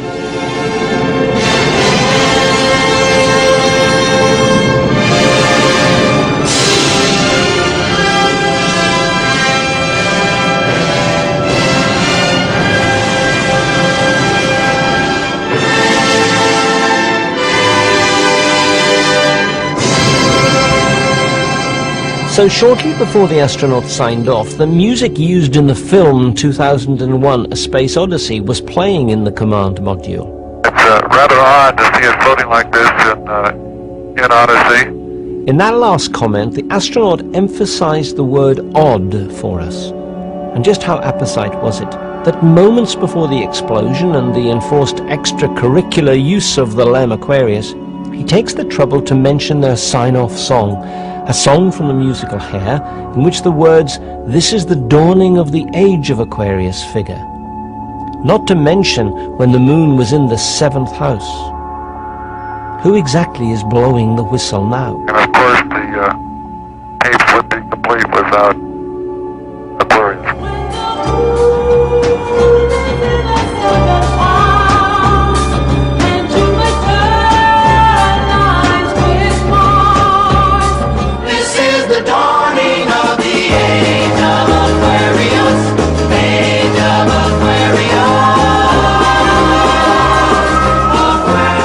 The whole of this scenario has all the hallmarks of a carefully written script. Indeed, the words used to announce their accident to Houston, "We have a problem," were first spoken in much the same circumstances in 2001: A Space Odyssey. What doesn't come from 2001, nor indeed from the Hollywood movie Apollo 13, is the bizarre colour of deep space in NASA's footage of the Apollo 13 mission. When the astronauts have transferred to the LEM, some 200,000 miles from Earth, we look out of the small observation window and see the colour blue, not the black of space that NASA's astronauts describe. The official NASA footage has the LEM's triangular windows entirely filled with a blue as bright as that of a cloudless summer's day here on Earth. It's astonishing. If these astronauts really were some 200,000 miles away from Earth, surely the windows of the LEM should be entirely filled with the black of deep space. Were they too in low Earth orbit, as appeared to be the case with the Apollo 11 sequence we saw at the opening of this program? Following the accident, the claimed oxygen tank explosion, a crew member photographed the supposed damage to the CSM. And there's one whole side of that spacecraft missing. This is the damaged Odyssey. Now look at this picture of a command and service module with a cover removed from its scientific instrument bay. Looks rather similar to the damaged Odyssey, does it not? Even supposing, as many experts claim, such an explosion would have thrown the spacecraft way off course, it seems that the Apollo 13 mission encountered more than just their exploding oxygen tank. Apparently, there would have been other problems too. Fra Mauro is situated in the southwestern quadrant of the Moon, and what is of significance in relationship to this site is the position of the terminator, the line that marks the limit of the sunlit portion of the Moon. To be able to land on the Moon successfully, the LEM pilots needed to be able to see where they were going, and NASA has always emphasized that all landing sites and times were selected with this requirement in mind. But at the time of the Apollo 13 accident, their Fra Mauro landing site was in complete darkness, and, most significantly, it was to remain in darkness until long after the astronauts had left lunar orbit. This fact is clearly apparent from a computer reconstruction. Again, this fact can be checked with the help of a little rudimentary knowledge of astronomy and an ephemeris. But if you aren't mathematically inclined, don't worry, because the maths have been done and the results check out. It's also been confirmed by Andrew Chaikin, space historian and author of A Man on the Moon, which was written with the compliance of NASA, that concerning Apollo 13, Chaikin states, by Wednesday, April the 15th, 2.5 days after the accident, the Apollo 13 combo had circumnavigated the moon, corrected its trajectory, and was already 19,000 miles into its homeward journey. The moon, still close enough to see craters with the unaided eye, and Fred Hayes, alone in Aquarius, was looking at it. And Chaikin tells us what Hayes saw, or rather, what he didn't see. Near the Terminator, just emerging from night, he could barely make out the highland region of Fra Mauro. So there you have it. The Fra Mauro site was in darkness on the date scheduled for the landing of this lunar expedition. Whatever might be the truth concerning the exact whereabouts of Apollo 13, the Sun and the Moon do not alter their dance through space.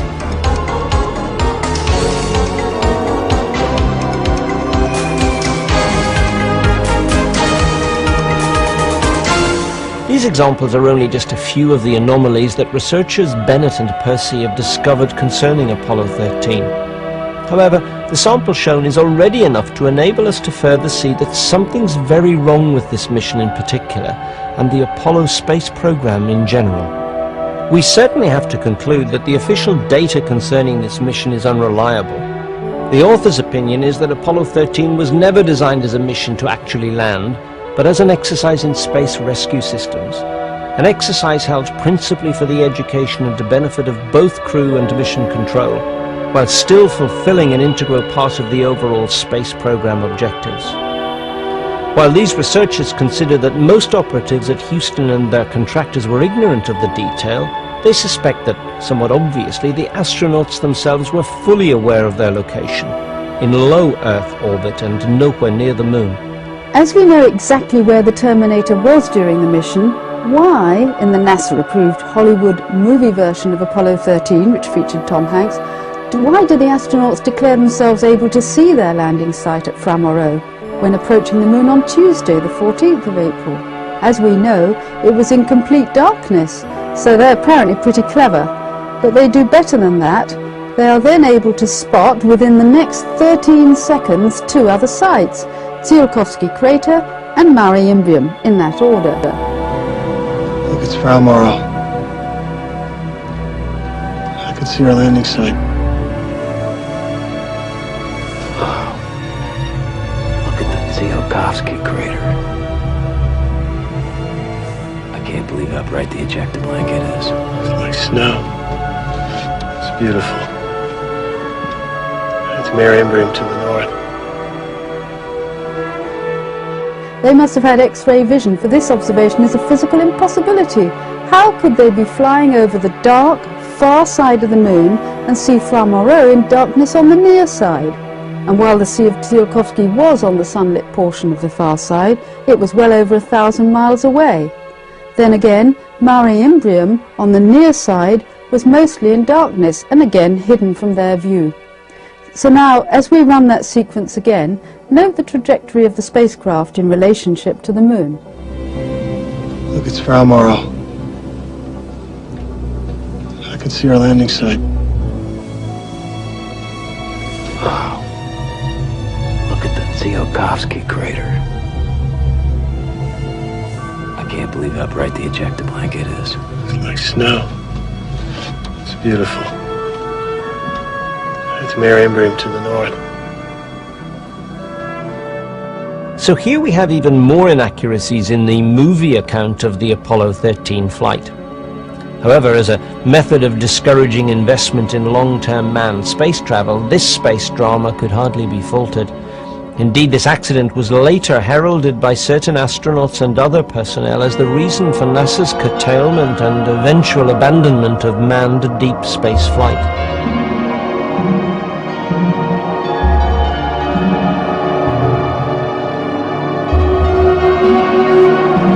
The prospect of dead astronauts indefinitely looping around our solar system an artificial Death Star featuring in our night skies for eternity surely was motivation enough for the implementation of the Apollo surrogate program. Could it be relevant that the Apollo 13 landing site that never was took its name from the 16th century Venetian monk Fra Mauro, who was the instigator of a map that never was?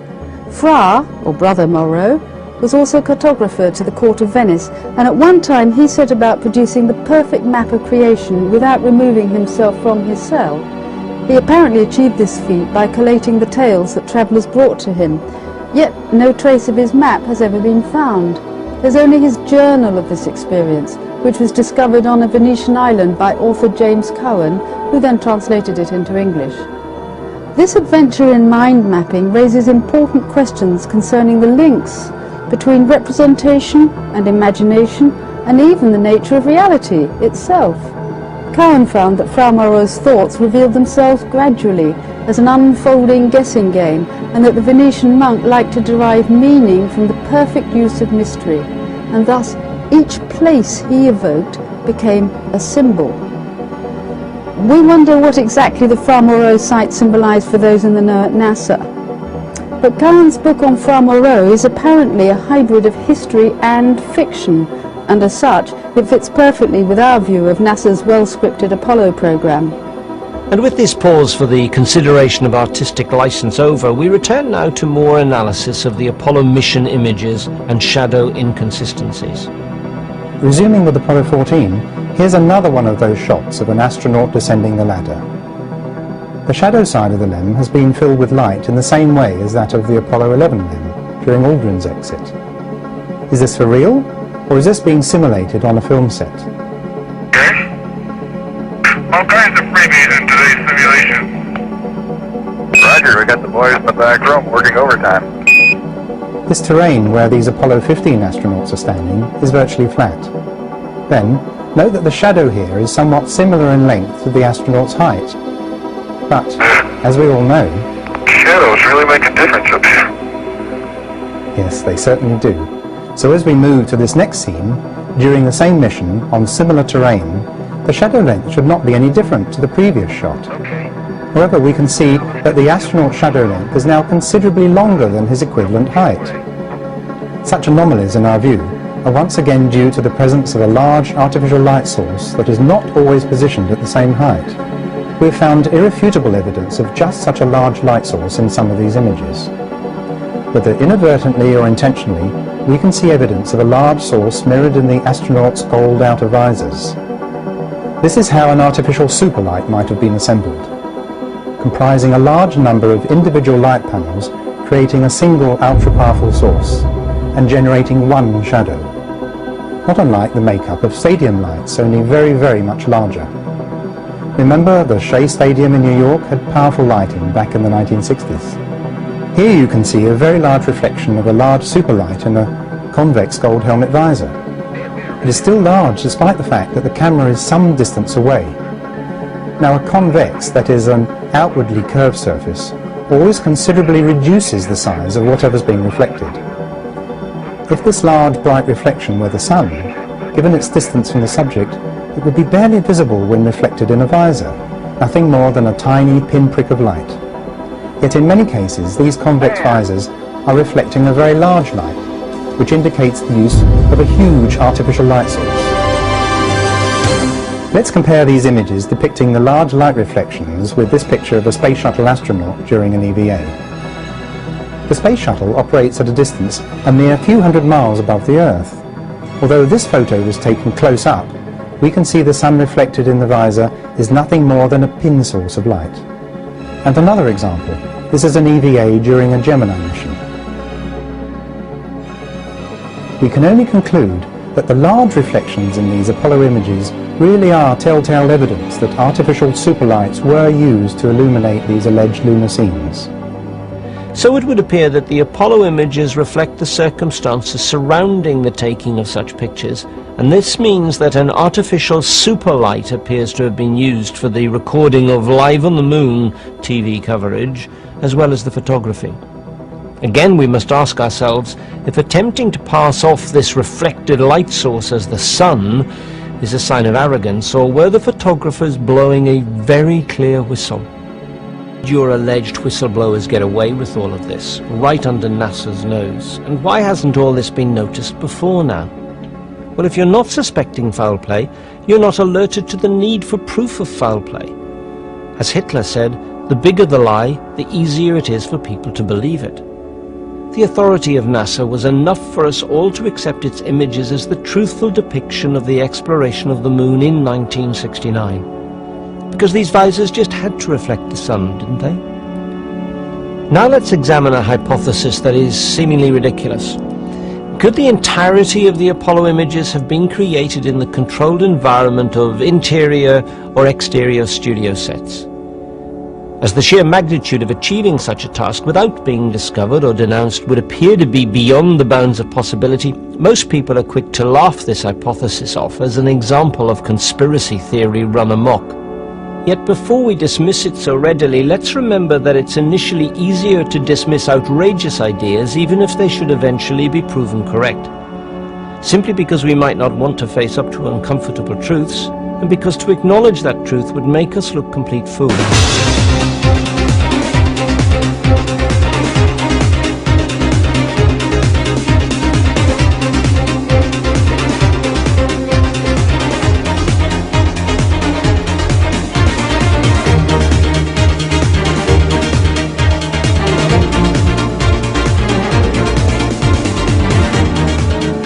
It is apparently okay to acknowledge the lack of authenticity of the visual information surrounding an event safely buried in the relatively distant past, such as the sinking of the Lusitania by 3 torpedoes.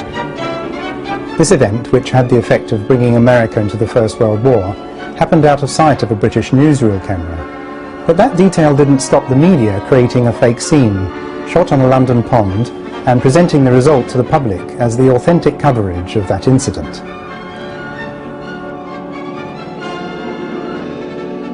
As an example of the deliberate withholding of information at the turn of the century, we learned that the prime cause of the horrific accident that led to the demise of the Hindenburg was not hydrogen, as ruled after the accident, but it was actually the nature of the fabric covering the dirigible. It's now clear that this outer fabric was known at the time to have been highly inflammable. The fact that the constructors then continued to use a medium known to be potentially lethal is of no surprise to an industry that has spawned its own series of disasters. And liftoff of the 25th Space Shuttle mission, and it has cleared the tower.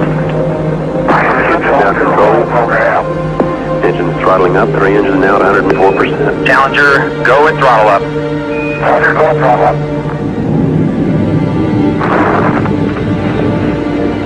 1 minute 15 seconds. Velocity 2,900 feet per second. Altitude 9 nautical miles. Downrange distance 7 nautical miles. And as we're finding out, what worked for the past masters of aeronautics is seemingly still valid. Would it have been possible to pull off the task of faking the record? To create a set of stills and the TV coverage on the scale of Apollo would certainly require considerable resources. It would also need an exciting storyline full of dramatic events and human interest, requiring scriptwriters, actors and costumes. These would then need studios, cameras, lighting and of course sets.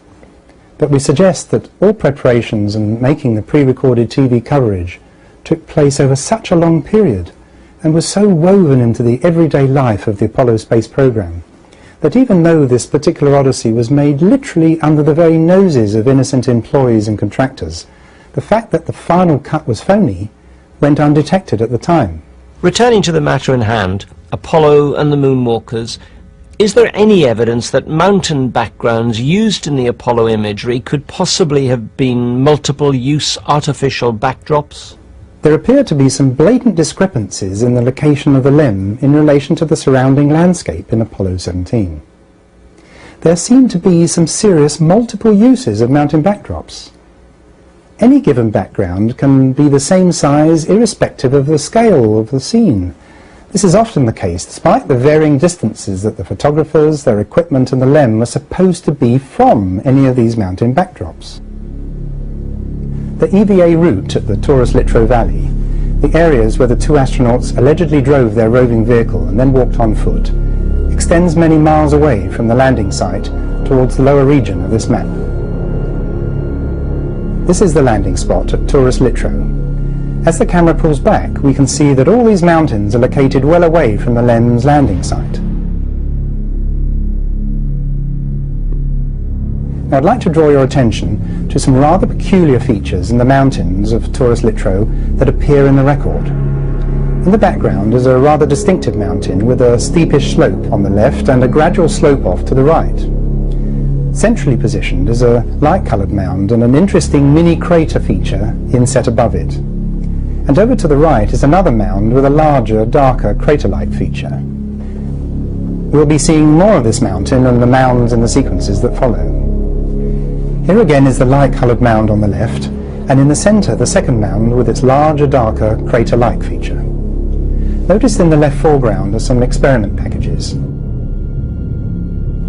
And now with the LEM in the foreground, you'll recognise the mound with a dark crater-like feature. We have confirmation of the LEM's apparent close proximity to this location by way of this image as well. Note the two key features, the light-coloured mound on the left and the second mound with a darker feature to the right. But when we look again at the wide view of the valley with an astronaut standing by the large split rock, we can see there's no apparent sign whatsoever of the LEM in relation to the scale of the mountains we were looking at in the previous image. Here's another view, this time looking over split rock. Notice the crater in the centre with no obvious sign of the lunar module at all. We now return to the split rock location, and an even wider composited image revealing an area to the right of the boulder. Surprisingly, this is the area in the centre of the picture where the LEM is supposed to have landed. Look how tiny it is in relation to the setting and the surrounding mountain landscape. What anomalous scaling compared with the close-up view of the LEM we saw earlier. As we bring the centre larger, notice how small the LEM looks in relation to what appear to be absolutely enormous mountains. Returning to the footage we saw previously, compare the mountains seen in the TV coverage with those in this still photograph. They're virtually identical, yet the LEM is absent from the still image and present in the TV coverage. Let's take a closer look at other imaging anomalies at this site and the continuity of the LEM in relation to its backgrounds. This wide view is looking across the Taurus Littrow Valley with a distinctive mountain, a light-coloured mound and a little feature above it. Now as we mix through to the TV coverage, the LEM is clearly at the same location. Compare this still image from which the LEM is absent with what is obviously the same location where the LEM is present. Although the lighting has changed, the mountain is recognisably the same. All very surprising, because earlier we registered that the LEM was absent from this spot. We also noted that the LEM had apparently landed well away from these mountains. But in this TV freeze, we see exactly the same mountain yet again, with the LEM. Have the mountains been moved to suggest a different location between one set of images and another, cost-saving on scenic backgrounds, or has the LEM itself been moved? It looks as though the mountains were moved around. You see, money was no object with Apollo, so we must conclude that this action is a further example of intentional whistleblowing by those involved. I'm now going to run a 360-degree TV panorama sequence at that location. Identified as EVA-1, Site 1, it was shot from the rover's TV camera, remotely operated from Mission Control.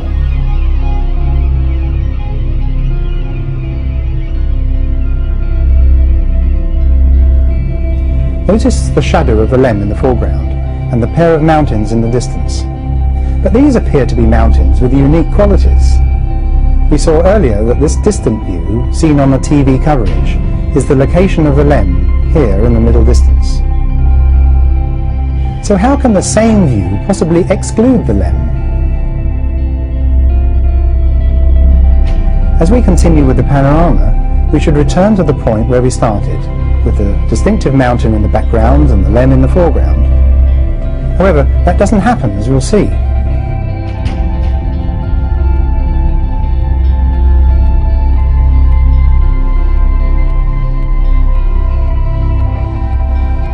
can state with confidence that this part of the 360-degree panorama that we've extracted from another take, EVA2, Site 5, is intended to suggest a different location in the valley.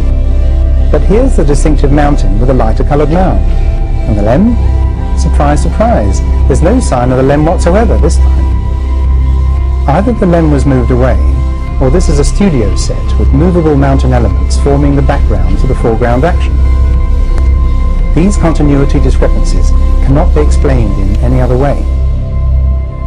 The clue to ascertaining what may have actually occurred lies in establishing that the darker markings on the left-hand side of the background mountain are common to all these images.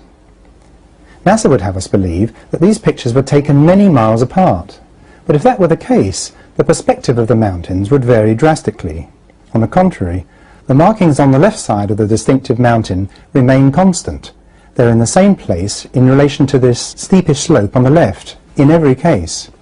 Put another way, in relation to this slope, these markings should move to the right as one moves further to the left of the valley. But the only noticeable difference is that this mound to the right changes its position, revealing the mound with a darker inset feature, but other elements of the scene do not substantially change in any of these views.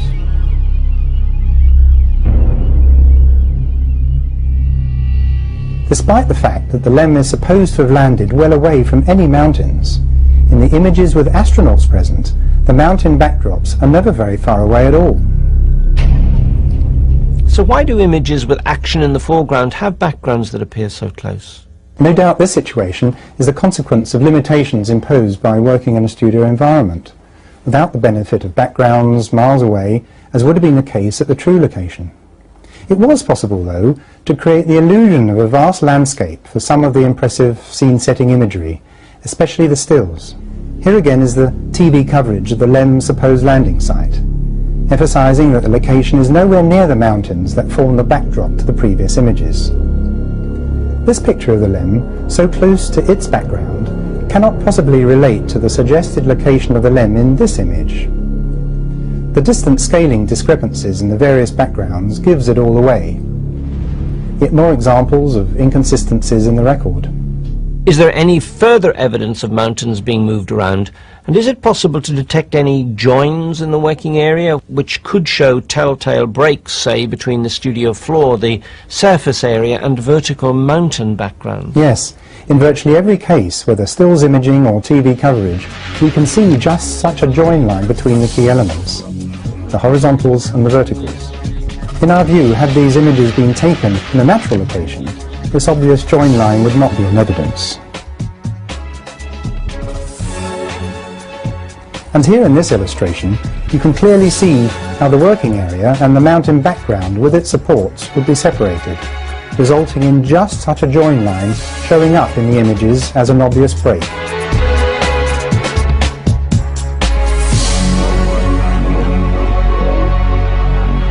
Rather significantly, in the 1971 James Bond movie, Diamonds Are Forever, when Bond penetrates the Willard White tectonic site in the desert outside Las Vegas, Nevada, he eventually finds himself on an interior moon set, surrounded by 3 separate levels of movable flats depicting lunar mountains. We also see the wooden supporting structure of these mountain backgrounds. A gallery full of sound, light and computing equipment, as well as actonauts practicing slow-mo movements.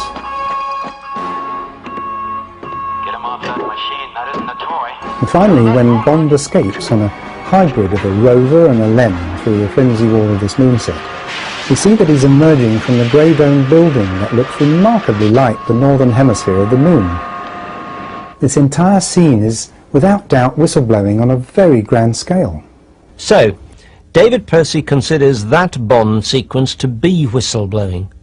But surely one scene in a film does not a true story make. This single scene could be construed as an amused nod of the head on the part of the filmmakers to the Apollo hoax theory that was already circulating by 1970. That having been said, there's no doubt at all that author Ian Fleming had his finger on the pulse of world events. Through his intelligence contacts, he kept abreast with both Soviet and American rocket technology and received technical updates and advice from the British Interplanetary Society. It is quite clear that Diamonds Are Forever contains information as to how the Apollo, witnessed by the world, was actually staged. Either the whole film script was totally inspired, or someone in the know clearly seeded information into the film. For although the original book storyline would have worked very well for the movie, new situations were grafted onto Fleming's principal locations.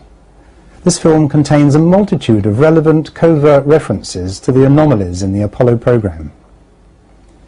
Another example concerns the dangers of radiation. In a very memorable scene, immediately prior to the interior moon set sequence, in Diamonds Are Forever, Bond highlights the subject of radiation. Hello. Hi.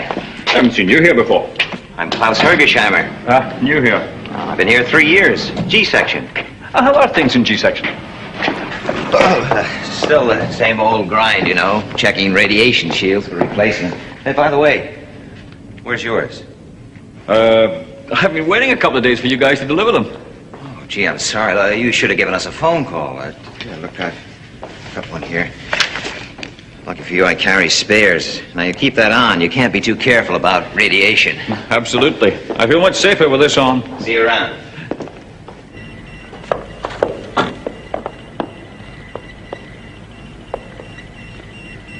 Who are you?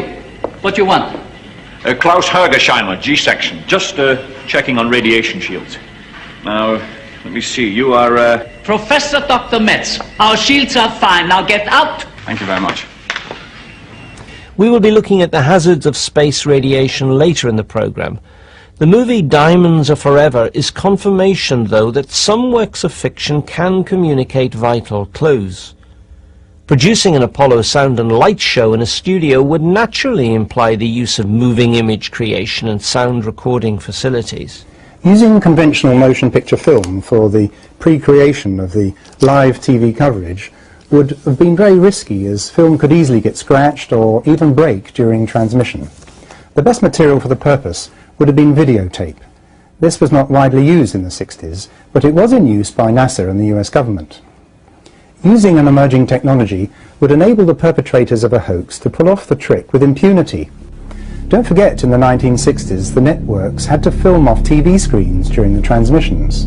Today, this is an aspect of the Apollo story that many engineers and producers find highly suspect. The best result would have been to provide the networks with a direct video feed, but they did not do that. So we now have to ask, could early video equipment have been used in the generation of the live TV coverage of Apollo? We did use early videotape machines, Ampex VR660, and later on an Ampex VR1100, the quad tape machine. And we kept those tapes on site for quite a long time.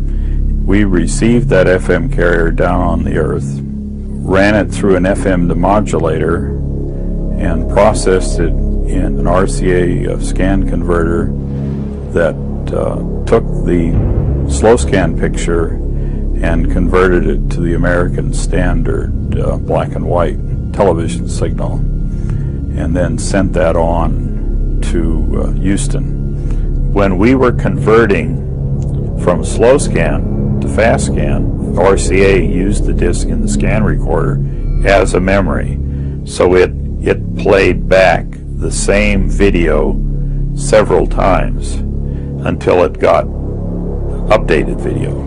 In other words, the incoming signal was recorded onto a magnetic disc for black and white TV. And for colour, it had first to be recorded onto tape recorder 1, then played back on tape recorder 2. Only then could there be a conventional colour TV picture. The idea that what we all saw on our screens in July 1969 was actually live from the moon recedes by the minute. Are there any indications that the moonwalk sequences were actually filmed on Earth under studio conditions? And how difficult would it have been to simulate the moon's 1/6 gravity? Researchers have noticed that when the rover was filmed driving across the dusty surface. The dust thrown up by the rover's wheels clumps, just as it would if it were driven in a location where there's an atmosphere. Had the rover really been performing in a vacuum, the lunar conditions, not only would the dust have sprayed out in a perfect and progressive parabolic arc, but due to the reduced gravity, this arc would have risen up to 6 times higher than it would have done on Earth. This Apollo footage records the dust actually being stopped in its tracks as it encounters an atmosphere. The moon has a much lower surface gravity, like it's 1/6 of the surface gravity on the Earth, so pictures of falling things, you see things moving, falling slowly, and you see people moving about as if they don't weigh very much. So faking these motion pictures, and remember that many of the pictures written from the Apollo project were motion pictures, that really show people operating in an environment where they and their equipment weighs about 1/6 of what it would on the Earth. So it's really very difficult to fake in a studio on the Earth, where the gravity would of course be normal.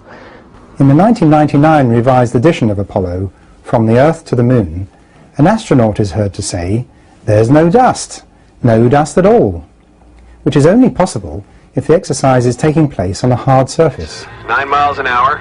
As I can see, I'm going to have to keep my eyes on the road. However, there are carving lines through the loose surface coating. A little rise. There's no dust at all. Steering is quite responsive. And if there are tracks in the surface coating, then there should also be significant movement of surface material arcing out from under the wheels of the rover. In this respect, the new sequence is in direct contrast to the original 16mm Apollo camera footage. The statement, "there's no dust," doesn't even belong with this action, but with the earlier arrival of the LEM. The rewriting of the record, for which there is allegedly already authentic documentation, does not in any way help to preserve the real credentials of the original. It only demonstrates that in a probable attempt to avoid the scandal of the millennium, NASA has chosen to support a revised edition of Apollo. But in our view, the agency has chosen poorly. Astronauts moving in slow motion is another hallmark of the Apollo TV footage. There is no evidence at all of any astronaut making a leap or a jump anywhere near a height commensurate with 1/6G possibilities. But if they were actually simulating EVAs on Earth, they would then need help with their bulky heavyweight suits and backpacks in order to achieve the visual effect of moving around easily in lunar gravity. So enter wire supports. This is a tried and tested way of relieving weight from performers or even flying an actor. Here is a sequence from one of our own productions. Excuse me, will I need a car? Relax, Chris. We're only making a short journey back to 1969, to the beginning of humans.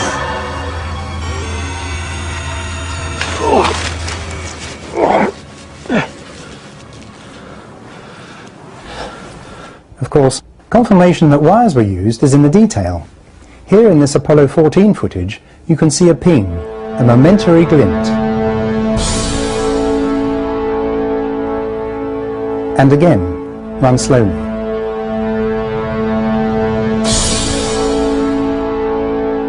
And once more. There are other examples too. This one is from Apollo 17 during the flag scene. You can see the ping at the top of the frame.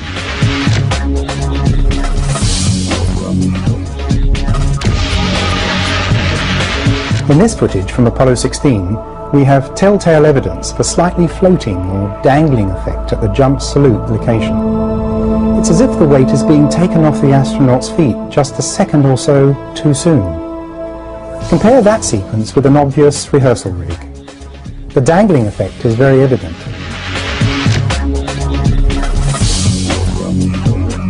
And here again, from the same mission, Apollo 16, we have an astronaut who is about to get up. Okay, here we go. "Let me give you a hand," he says. There goes the bag. There goes another bag. Bag. Coming. Look at it again. The astronaut is getting up with the wire taking the weight, relieving him of 5/6 of the Earth's gravity. A magic trick? No, just the help of a wireman. This is a slow motion jump that would have been seen live on TV. And here it is at normal speed.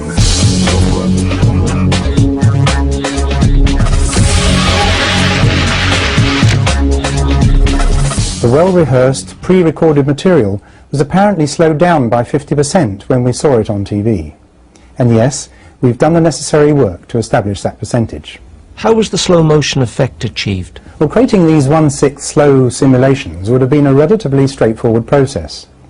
First, the scene would have been photographed and recorded onto videotape at the normal rate in the US, 30 frames per second. On playback, the recording would have been slowed down to half speed. As each video frame is made up of 2 different fields, this will give 60 different frames of image per second, because each individual field now becomes a frame. We must remember that the live TV transmissions were filmed off TV screens for posterity.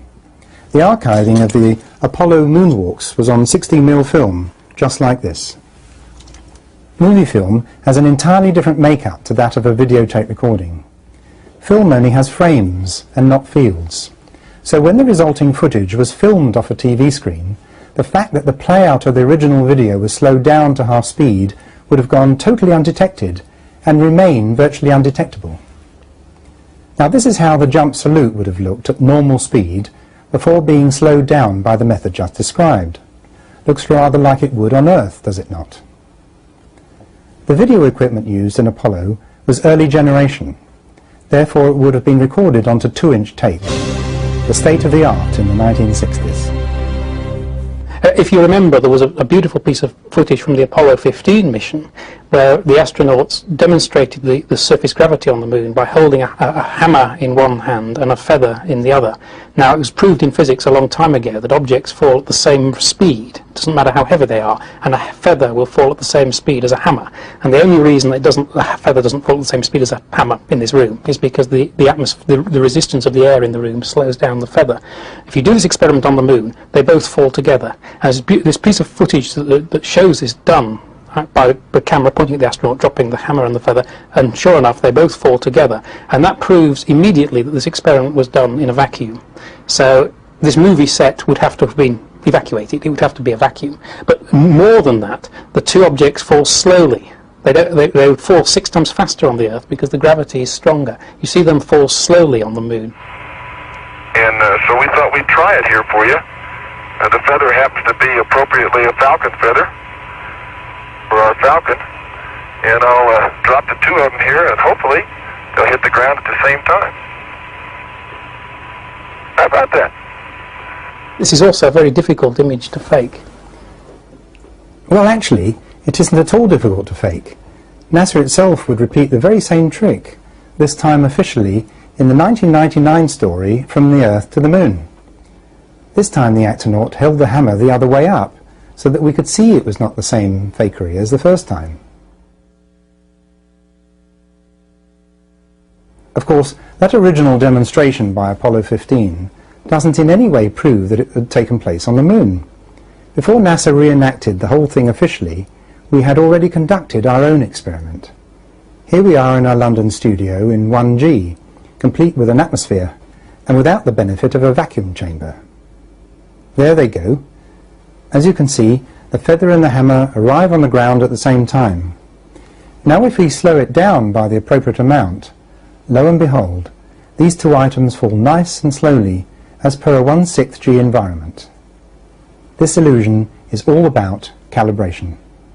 Following their research, Bennett and Percy have arrived at a firm conclusion regarding the reason for the anomalies and inconsistencies found in both the stills and TV coverage of Apollo. All the apparent mistakes that we've observed are, in our view, deliberate. We think it's very possible that some of those who were involved in the design and execution of the sets, the photography, lighting and production were perhaps very distressed when they realized what they were expected to do under the guise of service to their employers and their government. For NASA is a government agency, and their contractors grade their staff with security clearances in the same way as the military do. It is possible that instead of courting what could be life-threatening danger by standing up and blowing a whistle in public, these brave souls encoded their work with deliberate mistakes that will be detected sometime in the future, long after the emotion of the event had cooled. What does Una Ronald, who was in Western Australia at the time, think about these attempts at fakery? When I saw the Coke bottle, for me, the whole moon landing from that point was a fake. It was a setup. And if it was a setup, it must have been filmed somewhere on Earth.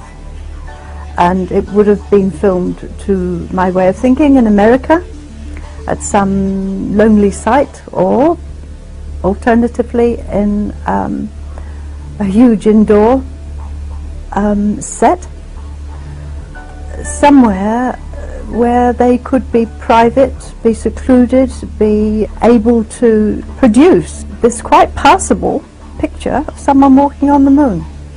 Most of us will recall that famous movie Capricorn 1, featuring 3 astronauts who are hoisted out of the launch rockets at the last minute to be informed that the technology won't get them to Mars safely. So in the interests of maintaining the space program, they must take part in the simulation of their voyage to Mars. Less well known is the fact that one of the originators of this storyline was Bill Kaysing, and that the destination of the original story was not Mars, but the Moon.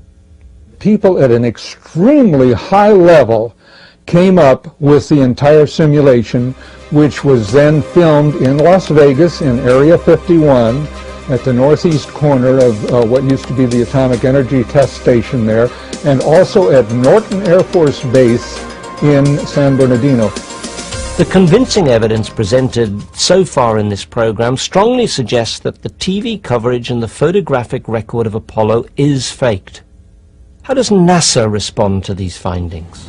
You're coming to NASA, which is the organization that's being accused by this person of having put together the most monumental hoax in the history of humanity. I would simply say if this person or any people believe that they have some sort of stunning, earth-shattering scientific finding that proves we didn't go to the moon, don't bring it to us. Take it to the scientific community. Take it to the Royal Academy. The big question must now be, why did the Apollo imagery have to be faked?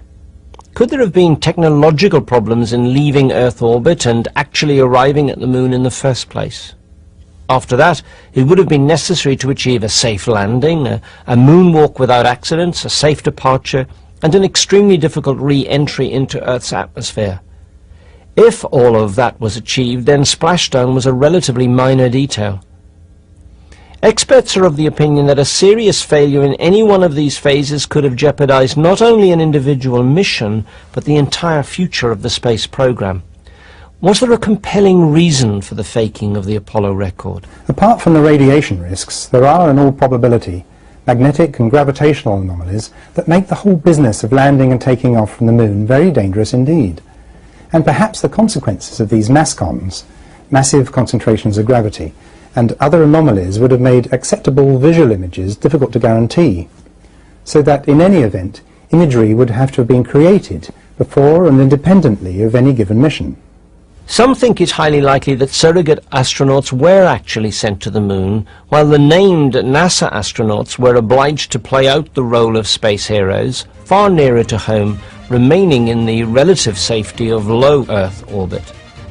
As actors in a drama, the named astronauts represented the great achievement of mankind, whilst others unknown travelled beyond the confines of their home planet for the first time, to all intents and purposes naked before creation, as we shall see in a moment.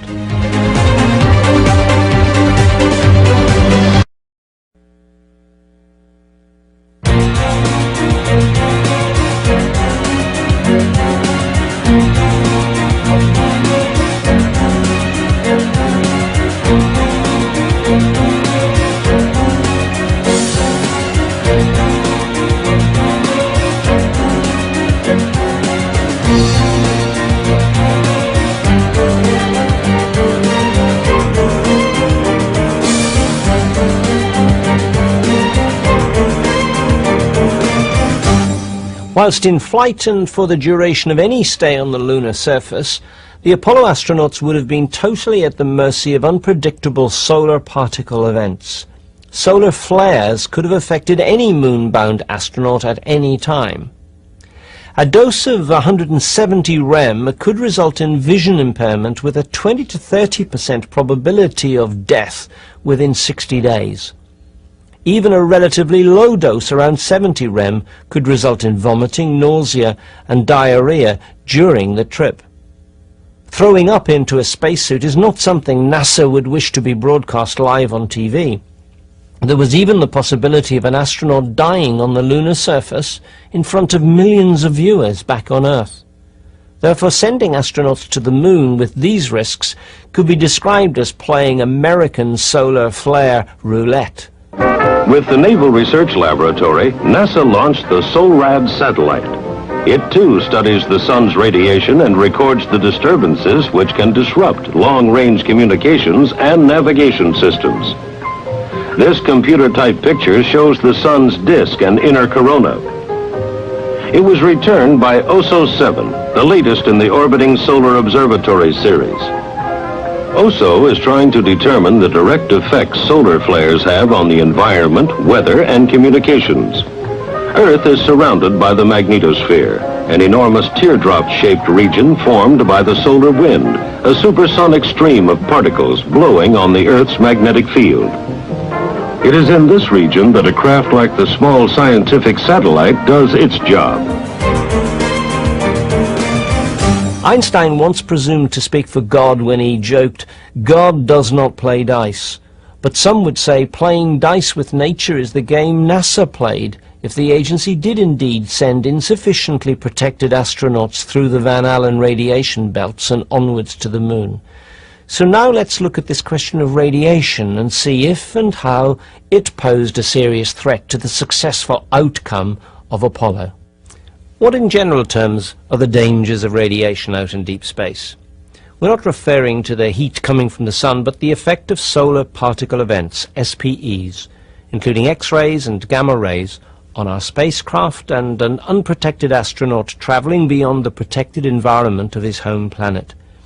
What actually happens when an astronaut leaves the Earth for the moon? A human being leaving Earth for deep space has to travel through the very thick ringed donut of trapped radiation which permanently encircles our planet. This donut contains within it two specific natural zones of very intense radiation. The whole region is named after Dr. James Van Allen, the scientist who registered this discovery in 1958. The innermost zone of the two Van Allen belts surrounds us only some 272 miles out from the Earth's surface. Entering the Van Allen radiation belt from below, you would see the radiation levels rising considerably. In fact, they're higher within the belt than they are above it, and much higher than they are below it.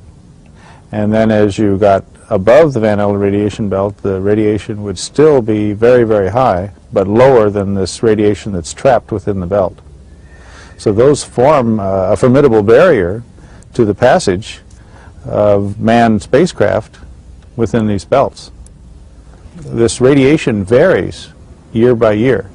The sun has an 11-year sunspot cycle, and every 11 years it appears to repeat.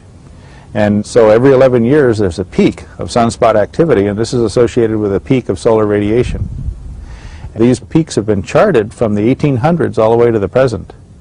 And one of the recent peaks was in 1958, which is one of the reasons they decided to have the International Geophysical Year, and one of the reasons that Explorer 1 discovered the Van Allen radiation belts and all of this type of phenomena. And since then, the next peak was in 1969 and 1970, right when the Apollo missions were supposed to have flown through them. They couldn't have picked a worse time to try to fly a manned flight through this radiation field. Dr. James Van Allen had pointed out the necessity to shield the astronaut spacecraft adequately, given that these belts of trapped radiation were dangerous to bioorganisms. Since 1962, the Van Allen belts also possess another zone of even more intense radiation, which was artificially introduced by the American military. We suspect that with Operation Starfish Prime, the exploding of a megaton nuclear bomb 248 miles above Earth, NASA was trying to force a corridor through this natural danger zone, but ended up making matters worse.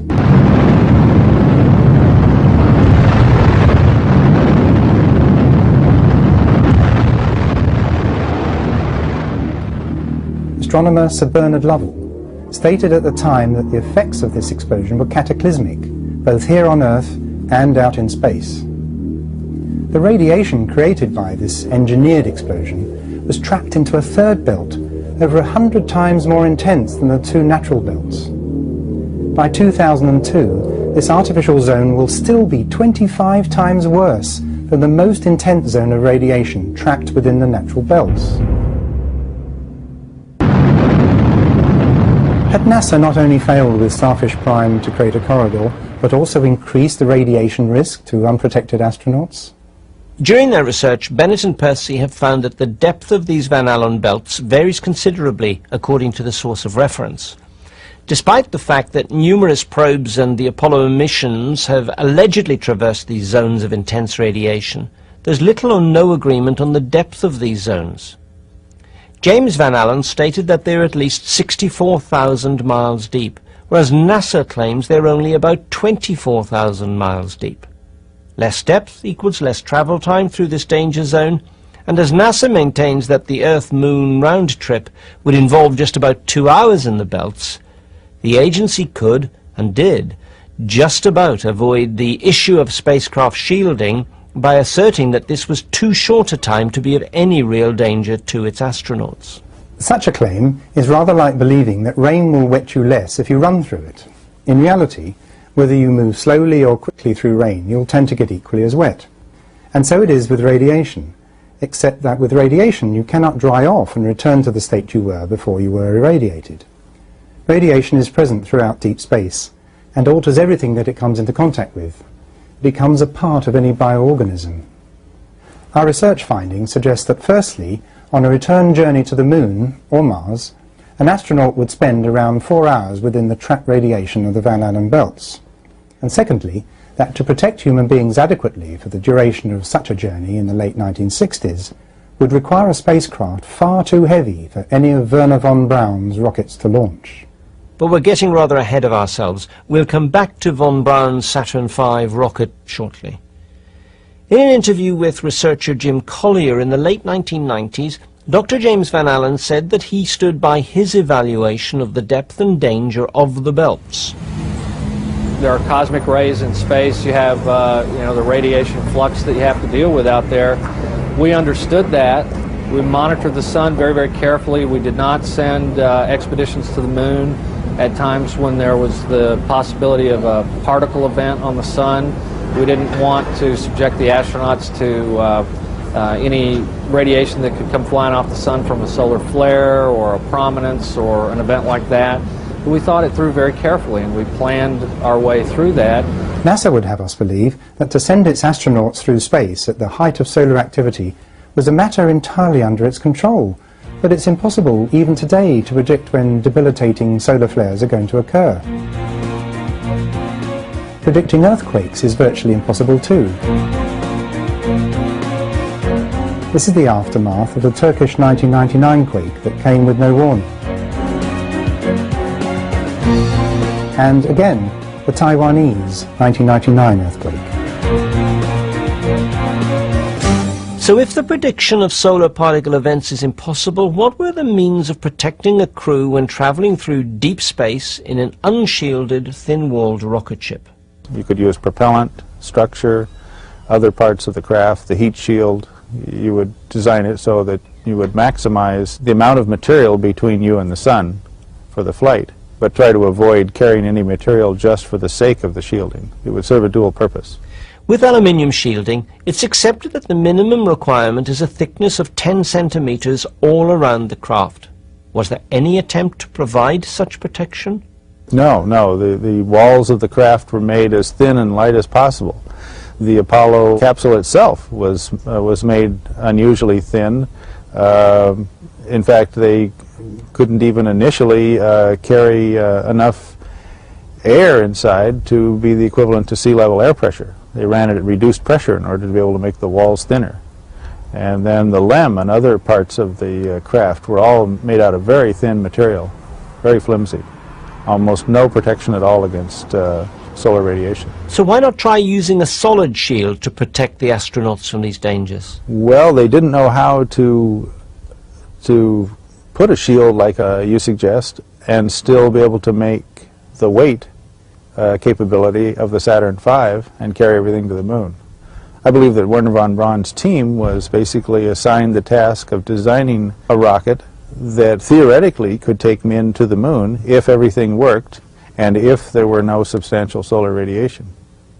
But the kind of rocket that they would have had to have in order to take people to the moon, taking into account solar radiation, would have been a much more massive vehicle, and they just decided that this was not something that they needed to deal with. They would just tell everybody that the radiation was okay.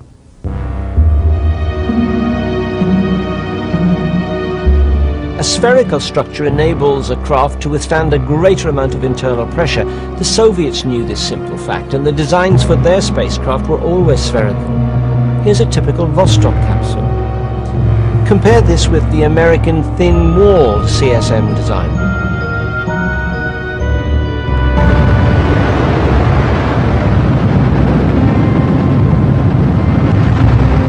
If NASA didn't know how to protect astronauts from radiation in deep space, it had not been for the want of trying. During the Manhattan Project and for years afterwards, the American government subjected nearly 250,000 Americans, both military and unwitting civilians, to the effects of radiation. These enforced tests provided data on how solar radiation might affect future astronauts.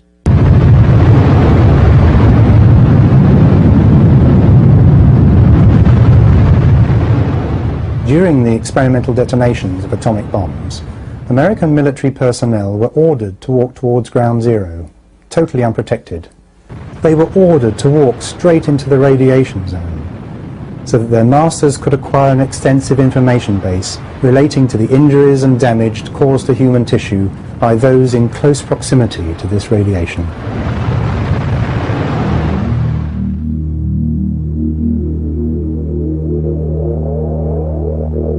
The surface of the moon is, of course, above the Van Allen radiation belts, and it's exposed to direct solar radiation. In 1959, they sent a spacecraft that flew past the moon.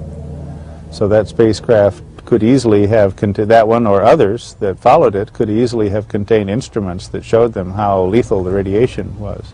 You don't need live animals to prove that something can't live out there. You can just send instruments that will show you that the radiation is beyond what can be withstood by animals or humans. Solar flares and other storm systems on the sun can create enormous, tremendous surges of radiation. Now that radiation is not only potentially dangerous, it could be lethal to those who are outside our atmosphere, which basically protects us. All right, it can cause problems with radio storms and the aurora and things like that. But with major storms, there is a dramatic threat to those who are outside the Earth's atmosphere. And this would have happened with the Apollo missions. Of course, if there had been a major solar flare during an Apollo mission to the moon, it would have been extremely serious, to say the least. The versatile IMP, 8th in a series, is exploring interplanetary space and the outer fringes of the Earth's magnetosphere. It also provides warnings of possible solar flare radiation hazards to moon-bound astronauts. No major incident occurred, but it could have been potentially very, very bad, lethal, in fact. Remember, solar flares occur all the time. It's the degree of their severity that varies. One of the most severe solar flares ever recorded occurred in August 1972 between Apollo missions 16 and 17. This single flare would have delivered 960 rem of virtually instant death to any inadequately protected astronaut out beyond the Earth's atmosphere and magnetic field. Surely reason enough for the space agency to play safe and adopt the surrogate option, as prediction of these events is a very inexact science indeed. Yet the named astronauts were wandering around on the supposed lunar surface in nothing more than what amounts to a thick linen suit. These pressure suits might have allowed for some micro-meteorite protection and possibly maintained an appropriate temperature for the astronaut, but they certainly did not qualify as adequate protection against any unexpected burst of debilitating radiation from an SPE. And as if that were not enough, despite strict medical instructions, in some cases these astronauts neglected to use the protective gold visors to shield their faces.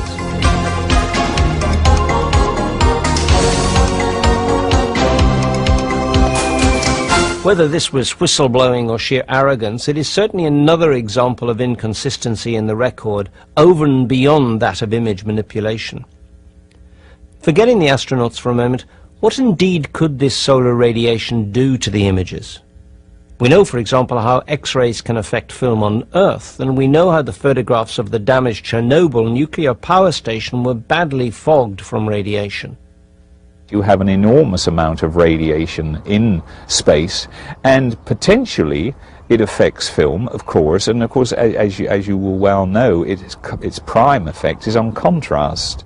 We took a latent image recorded on the film of a colour test chart and exposed it to 8 MeV X-rays. The lowest radiation dose we applied to the film was 25 rem. The latent image, if it hadn't been subjected to radiation, would look like this: a good quality, high contrast, colour transparency. After exposure to the 25 rem radiation, the image is almost entirely obliterated. This means, in my estimation, a dose as little as 5 rem would seriously undermine the transparency. It would look significantly fogged. It would be a very thin image. If you look at the results, top quality duplicates, you can see that there appears to be no effect whatsoever. It never got to the stage where I heard, at least, that a film had been badly affected by temperature or the pressure differentiation or radiation. I would expect to see on the transparencies evidence of small bright dots where a high velocity nuclear particle had impinged on that film. I have no evidence whatsoever that this has occurred. The good place to look for it is on the regions of the film which haven't been exposed in the camera, the black spaces, as it were, between the frames. We're protected on Earth by a nice thick atmosphere, and that combined with the magnetic field keep these ionizing particles away from us, on film of course. In space you're not offered that protection. To prevent an ionizing particle, or very energetic particles that you get in space, from damaging the film, you would need a significant thickness of lead protecting that film.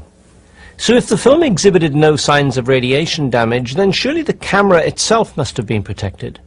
Was the Hasselblad lunar surface camera shielded from radiation? Well, the original ones were not protected at all. The ones they brought to the lunar surface were painted silver.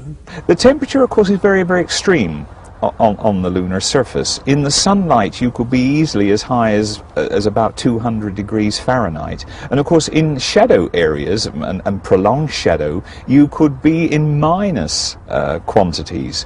As far as I know, they had no trouble with overheating of the film. And I think it worked for them, because I didn't hear any complaints about the film getting too warm. On the other hand, they might have had some trouble if the film got too cold, because then it cracked. Would any of the problems cited have anything at all to do with Kodak's strange reticence to capitalize commercially on the film used for the lunar surface photography? Although various films were tried by NASA, to all intents and purposes it was only Kodak film which was used during Project Apollo. And I think, and one understands it, I think that the corporate management in Rochester was concerned about a monopoly situation. I think that was the reason, you know, and it's sad in some ways because there was an enormous amount could be made of the fact that it was Kodak film being used. Okay, let's see, how do I do this? F11 at 74. Click. Click. There's the pad. Okay. Click. Click. Click. Okay, Tony, do you want me to change the mags on the EVA 16? It's about empty. Click. That's affirmative. Per second runs it through there. Right, go ahead. Okay, will do. Should be mag R. Okay. Click. Okay. Man, if I get this top of this, and that picture is going to be a miracle. Click. Okay, Tony, during this pan, I've moved about 2 feet downslope, so I don't know what things are going to match up too well or not. We'll make it work. And if both the film and camera had problems with heat and cold, then how did the astronauts themselves stay cool? It was the job of the life support system, the PLIS, to regulate the body temperatures. How did that backpack actually keep an astronaut cool and likewise warm when they were working in the cold of the shadow areas? Somehow they would have to radiate the heat away, and that's not an easy task because the rate that heat is radiated away goes up according to the 4th power of the temperature difference between the radiator and the surrounding medium. So you have to have a pretty hot radiator to radiate away a substantial amount of heat. It would be more likely that you would eject steam, because in taking the heat away from the astronaut, that heat would be used to heat water up and produce steam. So you should see venting of steam if they're using water for this purpose, rather than ice, actually. We never once saw any ice crystals or indeed steam emanating from the vicinity of any astronaut, either spasmodically or on a regular basis. Not one piece of TV coverage demonstrates such an effect. Interestingly, many researchers, including Ralph Rene, also seriously doubt whether the PLIS had enough capacity for the job in the first place. In this part of the program, we've looked at the dangers of radiation and the serious problems to have been overcome on any journey to and from the moon. Clearly, in the 1960s, no one had the ability to deliver a guarantee against astronauts dying in space. This reason alone would have been sufficient motive for the falsification of what really happened during Apollo. What are you afraid of? I don't know. Shall I tell you what's out there? Yes, please. The dragon. A beast of such power that if you were to see it whole and all complete in a single glance, it would burn you to cinders. Where is it? It is everywhere. It is everything. Its scales glisten in the bark of trees. Its roar is heard in the wind, and its forked tongue strikes like... Oh, like lightning! Yes, that's it. How can I... What shall I... Must I... Do nothing. Be still. Sleep. NASA's biggest headaches. How to get the astronauts and their gear up and out into deep space in the first place. This segment of our program is the story of the Saturn V and those people who were behind the development of space rocket technology. Wernher von Braun was to become one of the Nazis' chief rocket engineers, and together with Walter Dornberger of the German army and another older and more experienced rocket scientist, Hermann Oberth, they would develop the rockets deployed during the Second World War. But before that could happen, Hitler needed to be persuaded that the path-marked rocket development was the correct way to go and a worthwhile investment. All of which takes us back to 1927, when Wernher von Braun was just starting out in his career, and Hermann Oberth was working on an extremely interesting project which surprisingly would become as relevant to the Apollo program as would the V2. In the late 1920s, Hermann Oberth was invited to work on the German production Frau im Mond, Woman in the Moon. It was a Fritz Lang film, with a script credited to Lang's wife, Thea von Harbou. Frau im Mond was a silent movie with its plot based on manned flight to the moon. Oberth was responsible to Fritz Lang for the rocket design and flight details. It would appear that NASA has followed the principal elements of this virtual blueprint ever since. This design was for a multi-step rocket. As each stage runs out of fuel, it drops off into space and the next stage takes over, thrusting the craft further onwards. Oberth's design for the rocket comprised 3 steps. Apollo's launcher, the Saturn V, was a 3-stage rocket.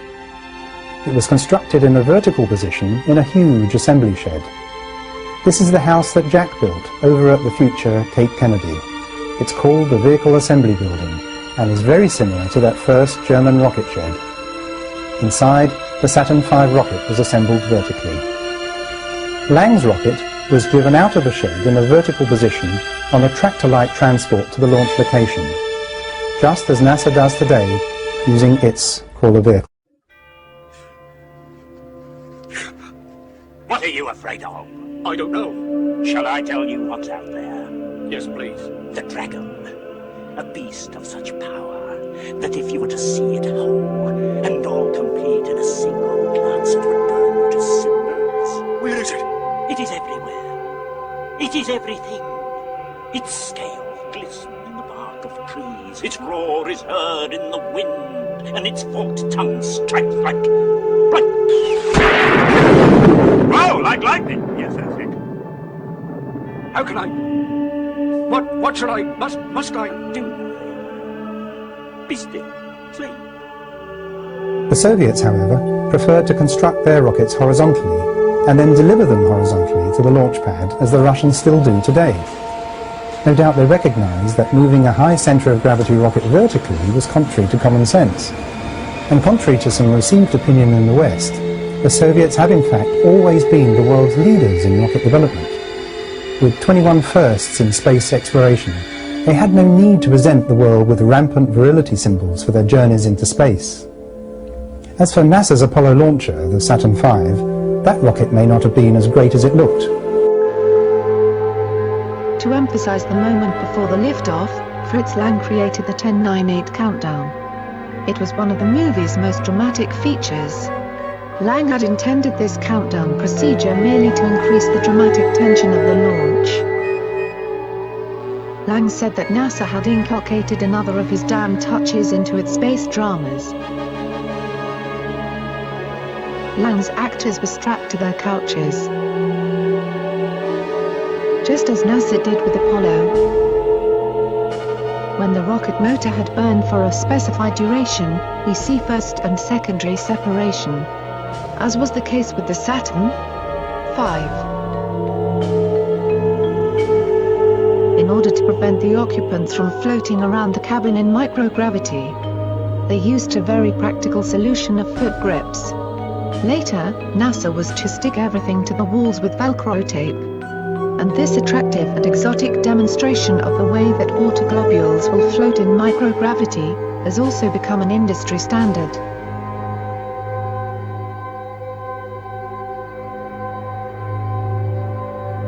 Then the most memorable scene of all. The moon in the foreground and the distant Earth. A scene first visualized in the 1920s. And a lunar landscape, as designed by Lang's artists, with a camera set up ready.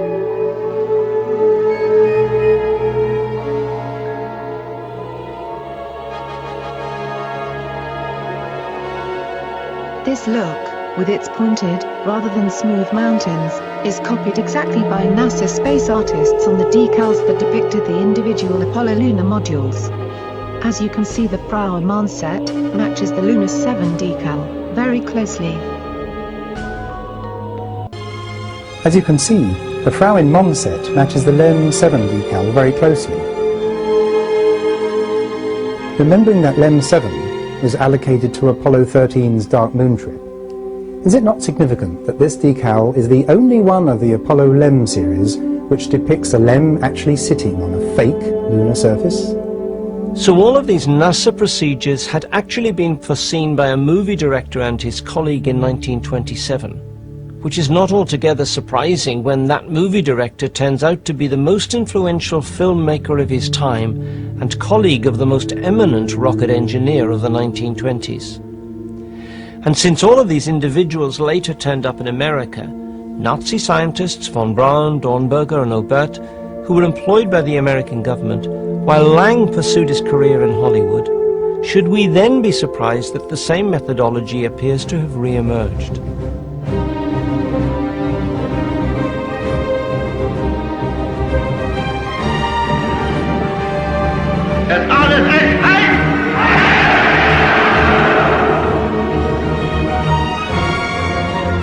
Sometime between 1929 and 1933, Obert and von Braun produced a promotional movie designed to convince the German authorities of the viability of their rocket research program.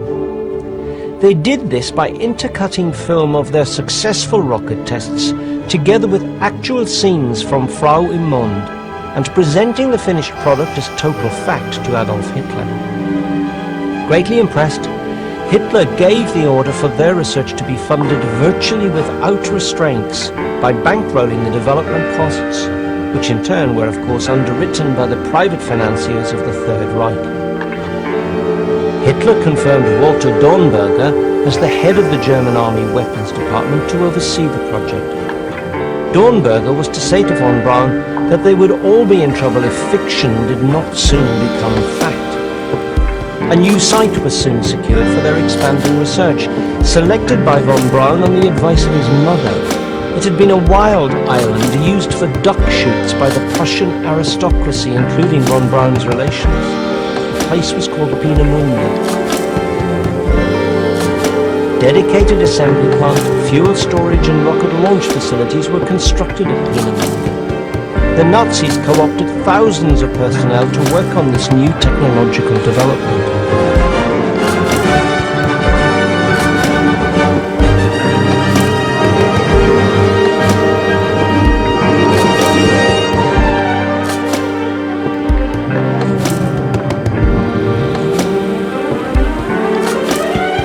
But all new technology has to undergo many trials and tribulations before it can be successful, and Peenemünde was the site of much experimentation before these rockets were perfected and a successful launch achieved.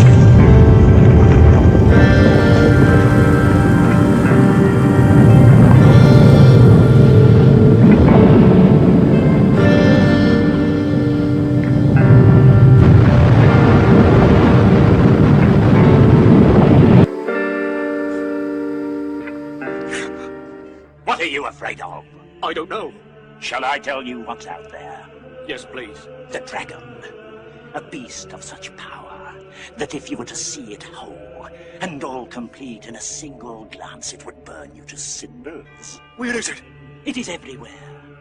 It is everything. Von Braun presented film footage of the latest launch to Hitler. Significantly, this successful launch had a depiction of Frau im Mond on the side of the rocket.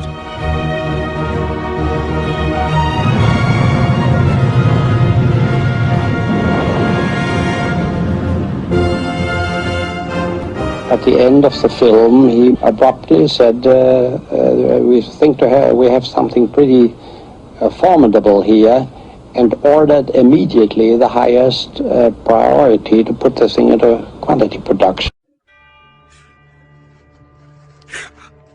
What are you afraid of? I don't know. Shall I tell you what's out there? Yes, please. The dragon. A beast of such power that if you were to see it whole and all complete in a single glance, it would burn you to cinders. April 1943, during full production of the V-2, Hitler, following his dreams and instincts, halted all rocket development. Desperate to fulfill their dream, the two most influential people at Peenemünde, Dornberger and von Braun, asked Albert Speer to set up a meeting. And it was in July 1943 at the Wolf's Lair, Hitler's Rastenburg headquarters, that von Braun showed Hitler models of proposed underground production facilities to inspire him to resume production. Hitler bought von Braun's idea that he could rocket bomb his way to victory through the production of hundreds of thousands of V-2 and V-3 rockets. The team was so successful von Braun in recognition of his achievements.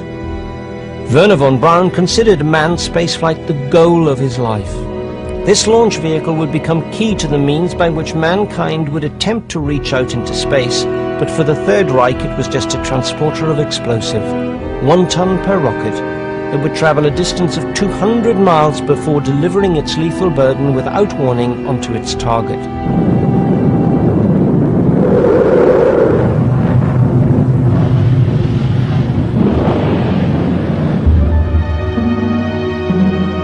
By August 1943, SS Sturmbannführer von Braun, photographed here in uniform standing behind Himmler, had his underground facilities. Here in southern Bavaria, in the Mittelwerk, in appalling conditions, thousands of prisoners were used as slave laborers to manufacture the vast number of components required to fulfill the colossal production targets. These V2s were transported to the French and Belgian coasts where the Nazis had set up launch pads for the rocket bombing of England and elsewhere.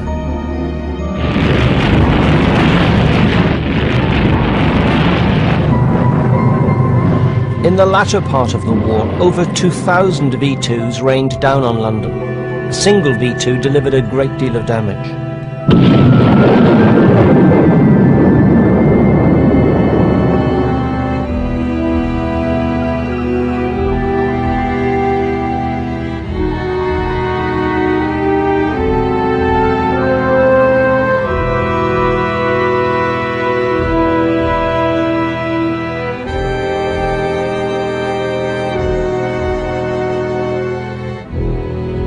Despite the fact that the Allies attempted to destroy Peenemünde twice, it was essentially spared, and this was of course vital if the Allies were to recover the scientists and their essential technology.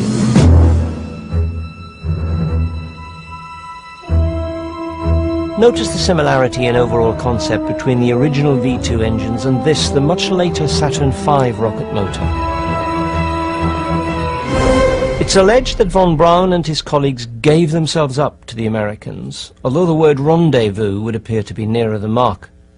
After various interrogations, or rather meetings, von Braun and his chosen band of rocketeers were escorted to America, where they were to become the backbone of the space program for several decades.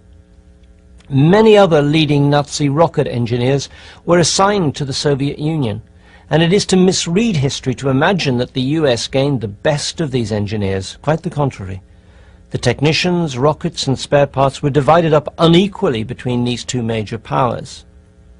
These operations, which had been planned for several years before the end of the war, were known as Overcast and Paperclip.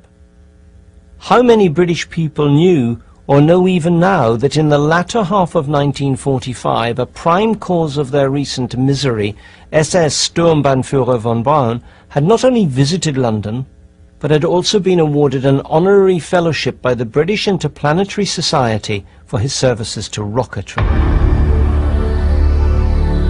The Soviets did not immediately repatriate their allotted portion of rocket engineers. They first worked with them on site in Germany and only subsequently moved everything, including personnel, back to the Soviet Union. Stalin fully supported the development of rocketry, and thanks to their methodology, the Soviets progressed faster in their understanding of the new rocket skills than did the United States. The Soviets milked their Germans dry of all knowledge, and by the 1950s the Soviet scientists knew as much, if not more, than their erstwhile teachers who were then repatriated to Germany. The Americans kept their rocket scientists permanently, played down their Nazi pasts, totally sanitized their records, and after some years granted them American citizenship. Research in the US progressed much more slowly than the development of rocket technology did in the Soviet Union.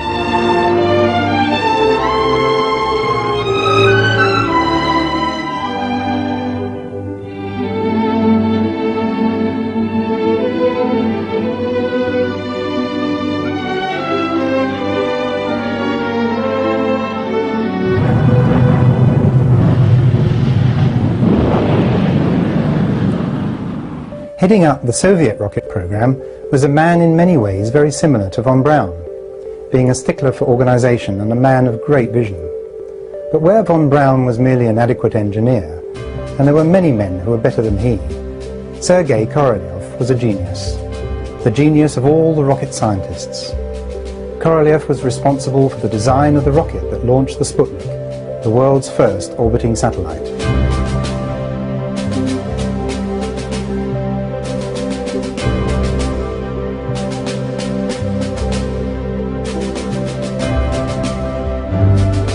Unlike von Braun and overt spacecraft, Korolev's concepts appear to have been inspired by nature. His powerful launch rockets emulated the splayed bases that support the giant trees of our planet. Despite being divided into several research and development departments, each with their own head of operations, it would be Sergei Korolev who would hold the entire Soviet space program together until his untimely and unexpected death on the operating table in 1966. This is Korolev's home in Moscow. Here is his desk. and in the hall wardrobe his hat, just as he left it before going to hospital that fateful day. In America, things weren't going too well. The film record explains why there were so many uncertainties in the US military with their homegrown rockets.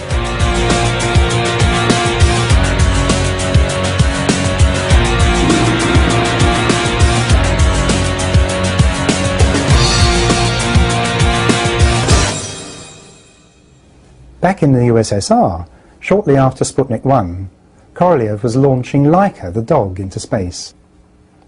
However, the Soviets were learning to be economical with the truth concerning their activities in space. It was publicly announced that Laika died painlessly when her oxygen supply ran out. It was many years later before it was revealed that in fact Laika had died a painful death because the nose cone of the spacecraft ripped away as it reached Earth orbit, exposing the unprotected portion of Laika's cabin to the searing heat of the sun. But the further truth was that the nose cone had been designed to do exactly that.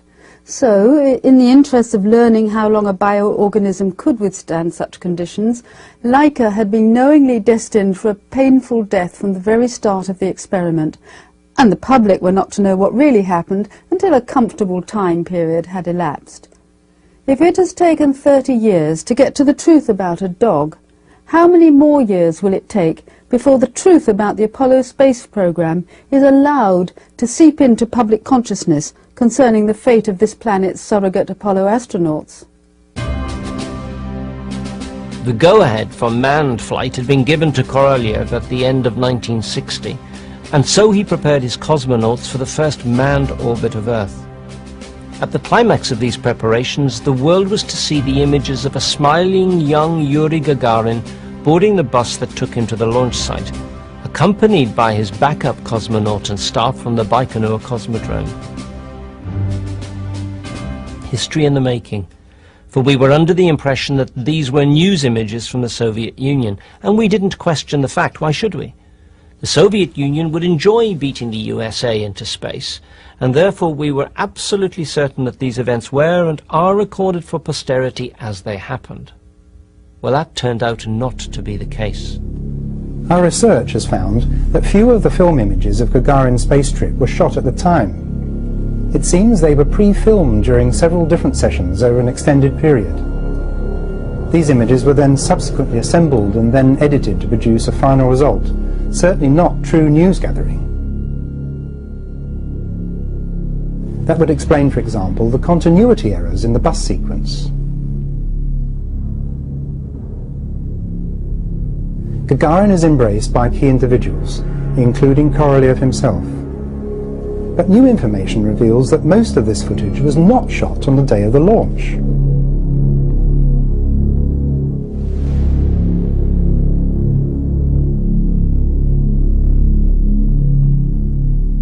Gallantly waving, Gagarin enters the elevator to ascend to the rocket launcher and the Vostok capsule.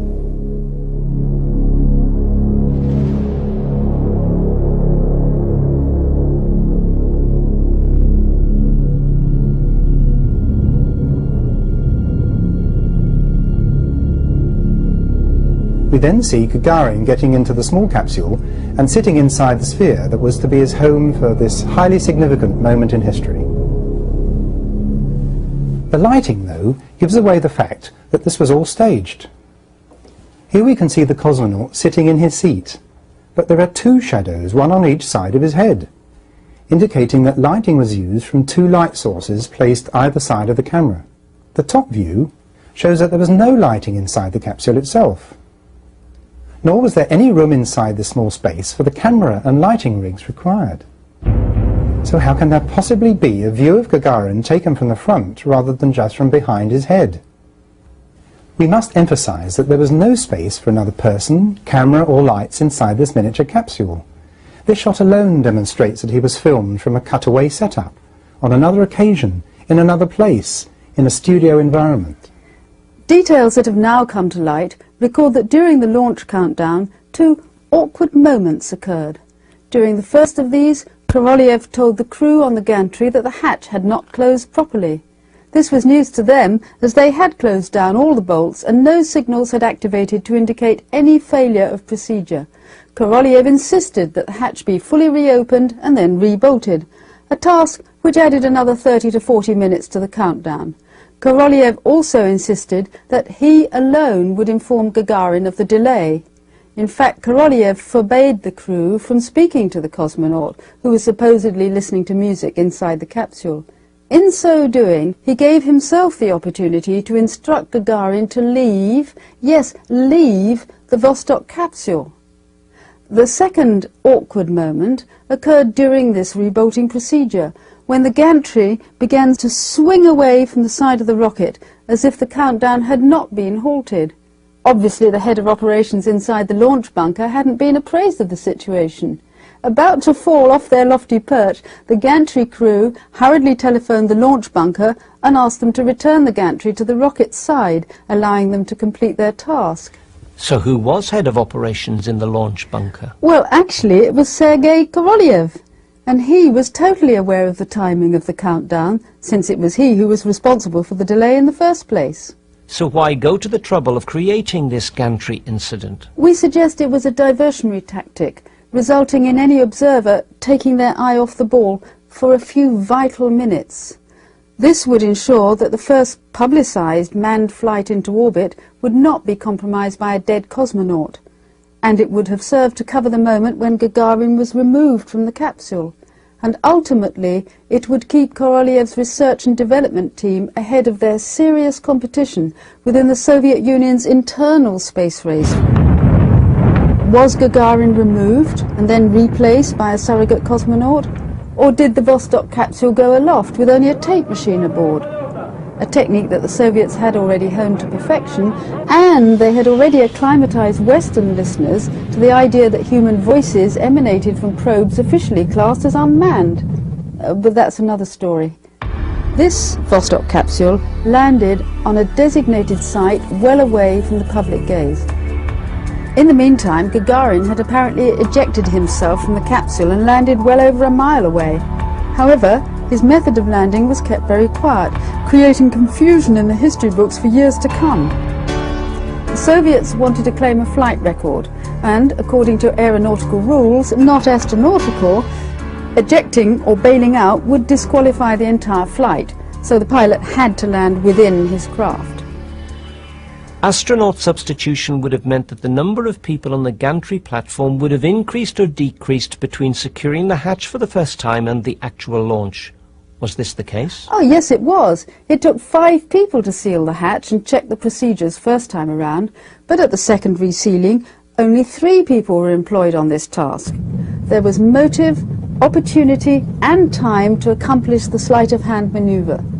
And if such a tactic would ensure that the Soviet space program and their cosmonauts were kept alive, then it was worth the candle.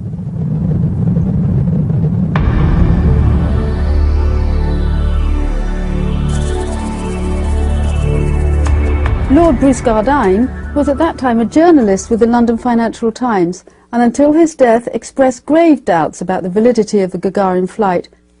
Throughout the spring of '61, he'd been in the Soviet Union and was in a Moscow alive with rumours about this event, from April the 6th until his departure.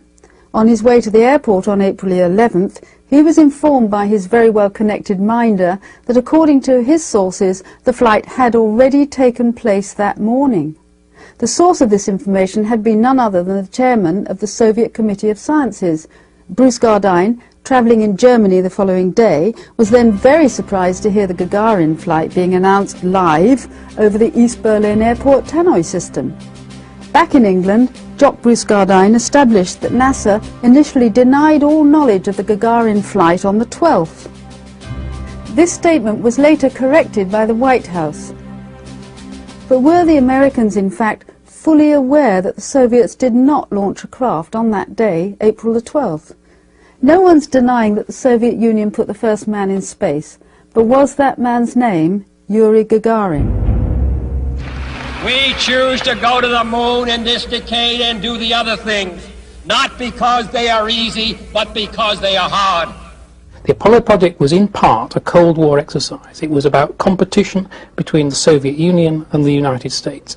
Kennedy wanted people to get to the moon before the end of the 1960s in order to beat the Soviet Union. Or at least this was part of it. One part of it had this foreign policy objective. The Soviet Union, therefore, had a very strong incentive to discover if this was being faked, because that would have been a huge propaganda coup. And given the espionage capability and the propaganda machine of the Soviet Union as it then was, the idea that the faking of the Apollo project would have escaped their notice also seems completely implausible. Is this business of faking news events new? No, not at all. As we saw earlier with previous to that event in 1906, footage of the actual San Francisco earthquake was also faked. And this totally fabricated film material outsold pictures of the real thing, which only showed the aftermath of the earthquake. If fakery is offered as the real thing, then where is the line drawn between falsifying a few images and organising a faked safe version of the entire event? But at least the Soviets did have the ability to launch a capsule into space. Back in the US, all kinds of things were going wrong with the genesis of the Saturn V rocket. It would have taken an F-1 to get the Saturn V off if it were fully loaded. But knowing the records that were made of F-1 failures, and particularly something known as combustion instability, which was a problem right up to the end, rocket engines have a great failing. In other words, waves can be set up in the jet that cause a perturbation that rockets back and forth inside the engine and destroys it. And I personally saw rocket engines destroyed in that way.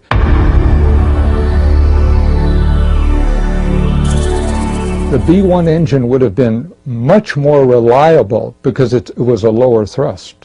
What observations does Bill Wood have concerning the Saturn V?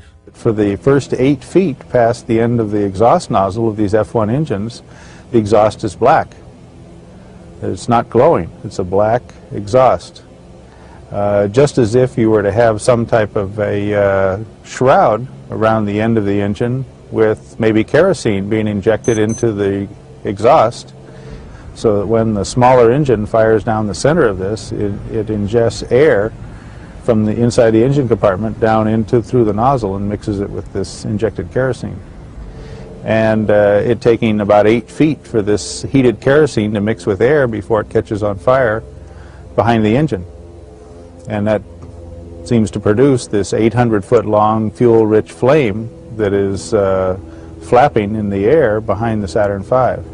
The flame behind the Saturn V doesn't look very much like the flames behind other rockets using the same propellants. There's no normal mode of operation that would cause an engine like that to produce this dark zone. To do that, it would have to be running so fuel-rich that it would be so inefficient that it couldn't possibly produce the performance that was claimed for it. It's possible that they never really did solve the combustion efficiency problem with the F-1 engine, and they decided that just for show purposes they would produce an engine that produced a giant flame, sort of like a huge flamethrower. And we all know that flamethrowers don't produce very much thrust.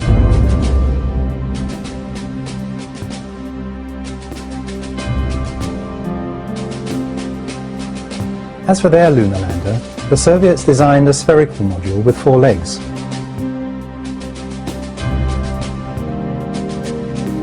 The Americans also adopted a 4-legged lander, but finally agreed upon an angular, tent-like craft. Basically, this was an arrangement of 2 engines stacked one on top of the other, with additional functions assigned to the angular spaces of the vehicle. The lower half of this ungainly but appealing craft contained the descent engine, and after the moonwalks, this would become the launch pad for the upper part that contained the ascent engine. The pressurized crew cabin was arranged around the ascent engine housing, and the fuel tanks and equipment storage were located around that. The LEM proposal was amazingly short. This was a 110-page document where Grumman proposed the entire LEM program, which is a $6.9 billion program. And that's an outrageously small document for anyone to submit and ask for $6.9 billion. There's no way that a reviewer could determine whether or not the contractor is going to accomplish anything worthwhile based on 110 pages of documentation for that size program.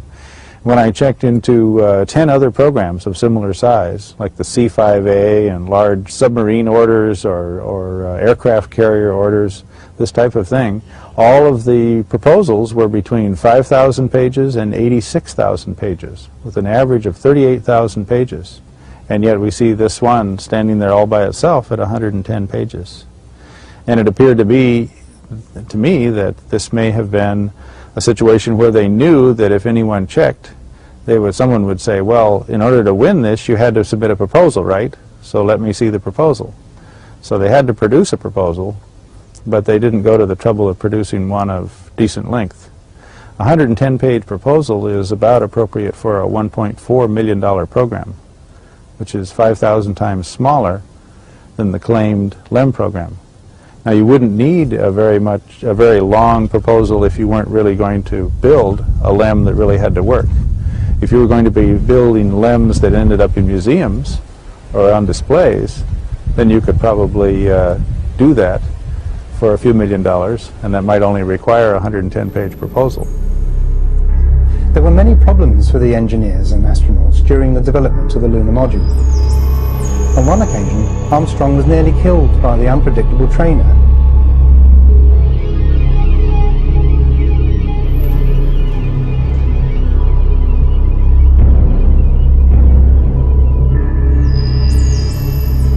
After ejecting just in time, you can see Armstrong descending to safety.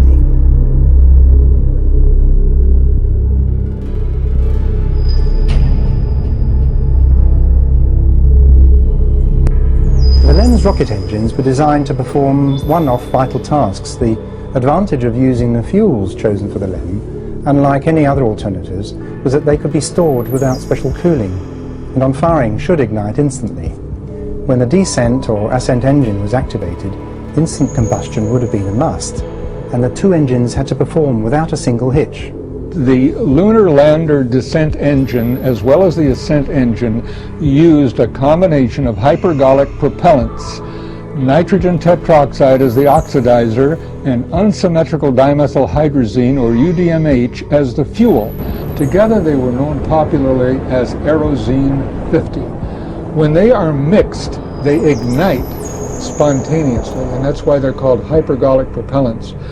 After ignition, they produce a dark red opaque gas. We also have the Apollo footage showing, for example, the ascent engine lifting off and being followed up by a camera, and no exhaust gas showing.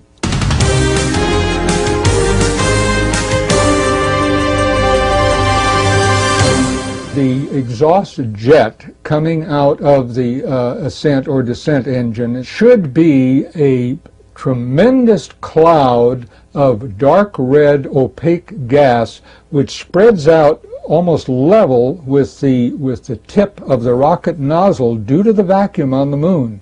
So that means it would have created an enormous cloud of gas, possibly even visible from Earth, but that's sort of a side issue. So that's what viewers should have seen when the ascent module took off. They should have seen a very large dark cloud. All that is visible at the commencement of the LEM's ascent is not an exhaust, but only the bursting apart of the mylar covering. George Pinter worked for Grumman Aerospace on the LEM and was most actively involved at top level with the development of major LEM systems, especially the supercritical helium supply. His responsibilities involved not only the technical supervision of specialists, but also the overall management of the project.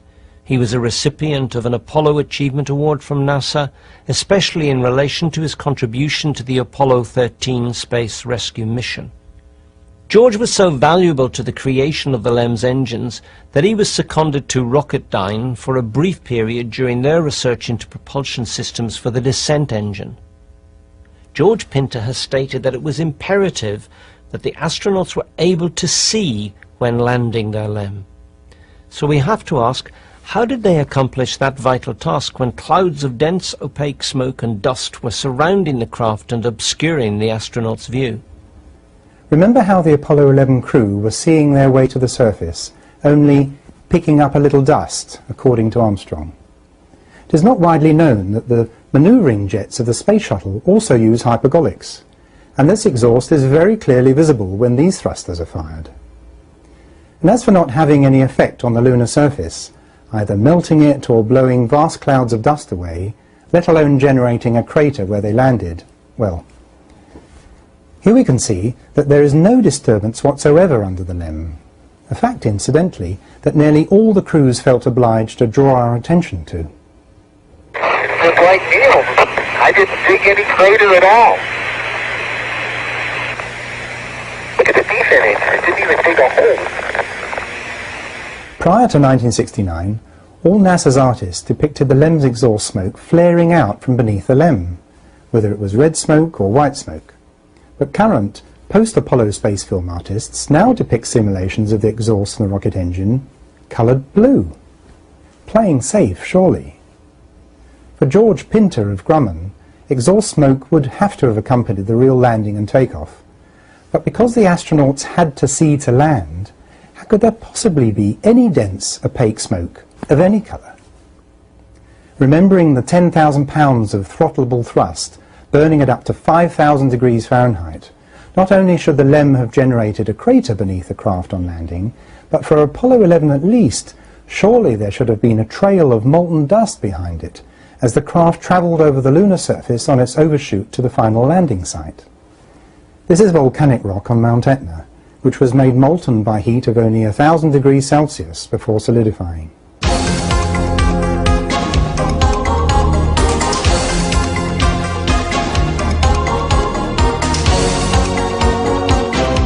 What happened to all the dust that was kicked up by the engine?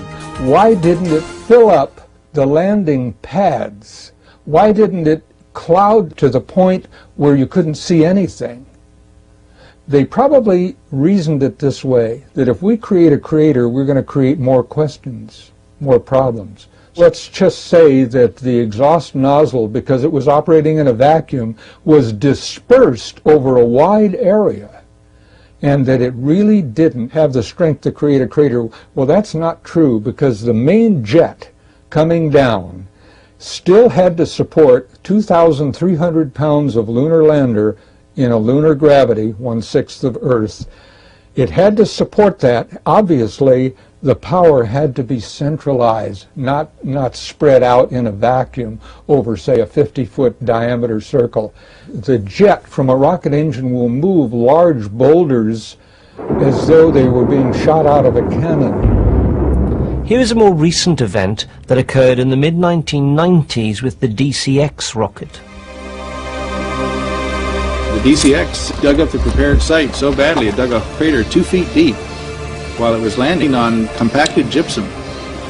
And it tore that up, and big chunks of this gypsum broke loose and were pelting the outside of the craft, which was a lot beefier than the outside of the LEM.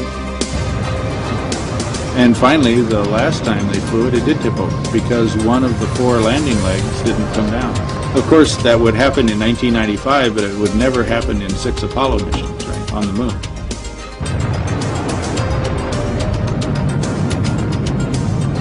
So, there are many reasons to question the Apollo imagery relating to the claimed landings and takeoffs from the lunar surface.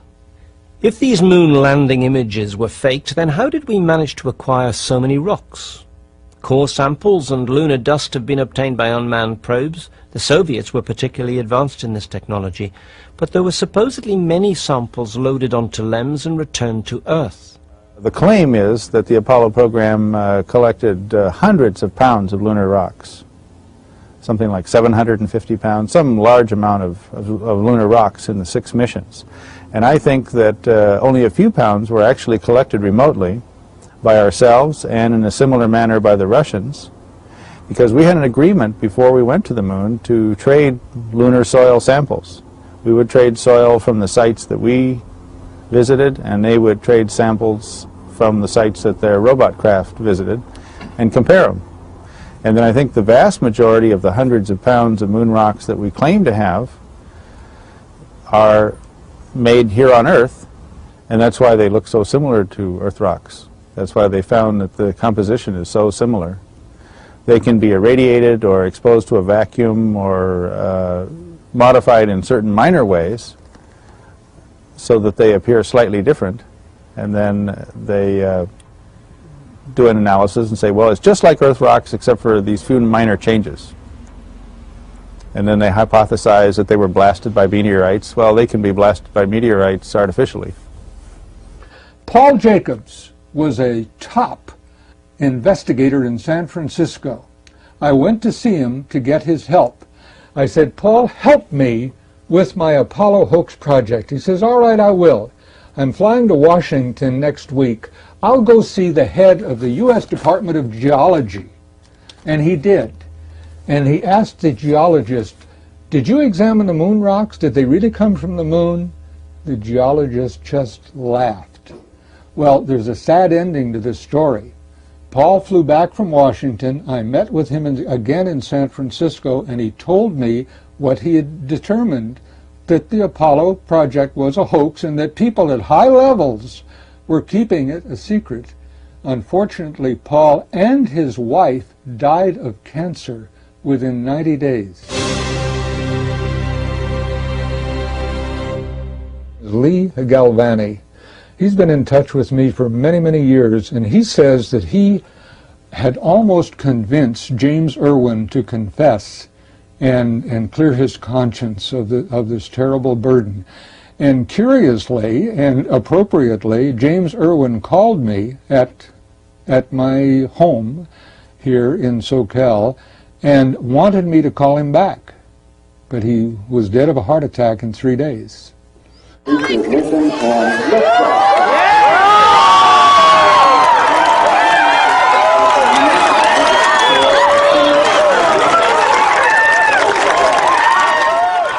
If the Saturn V was such a good launch vehicle, why was it dropped after the last Apollo mission to be replaced by the space shuttle? Why was a new launcher required when NASA supposedly had a tried and tested powerful rocket in the form of the Saturn V? The shuttle weighs about 3/4 as much as the Saturn V, and it only puts about 1/6 as much weight into orbit, and it costs about 3 times as much as the Saturn V to launch. It was first flown 2 years behind schedule, and it's cost a lot more than the Saturn V to develop.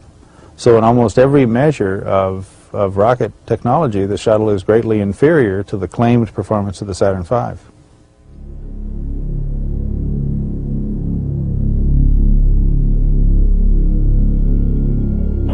Seconds and counting. T-minus 15 seconds. Guidance is internal. 12, 11, 10, 9. Ignition sequence starts. 6, 5, 4, 3, 2, 1, 0. All engine running.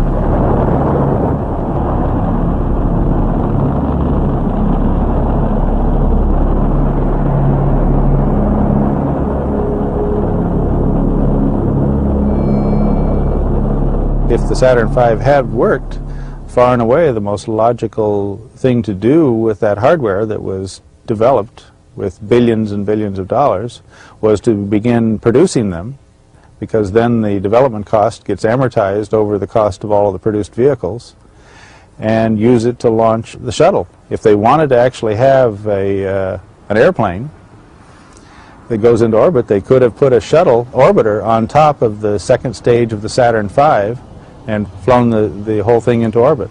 The first stage would have dropped into the ocean like it normally does, and the second stage and the fully loaded shuttle orbiter would have made it into low Earth orbit. Now those second stages could have been assembled in orbit to form a space station.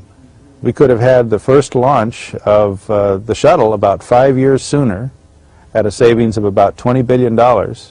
And by the time the shuttle was actually launched in 1981, we could have had the beginnings of a manned space station in orbit. If in fact their claimed performance was a hoax, then there's no reason to continue making any more of them. And that's why you might want to start all over and develop something from scratch that is actually going to work, even if it only puts up 1/6 as much payload and costs 3 times as much per launch. It is a little-known fact outside the industry that the Space Shuttle is a vastly inefficient rocket. The allegedly recoverable boosters are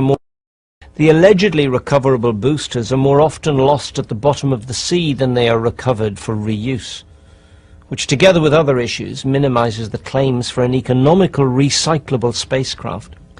One of the many reasons why replacement technology is being developed, for example the Lockheed Martin X-33 shuttle. Was there ever really a space race in the true sense of the word? If we were racing the Russians to the moon, and if we beat them, why didn't they do it the next year, or 5 years later, or 10 years later, or even 25 years later? Why didn't they ever do it? And usually the response is, well, they got so discouraged because we beat them to the moon that they gave up.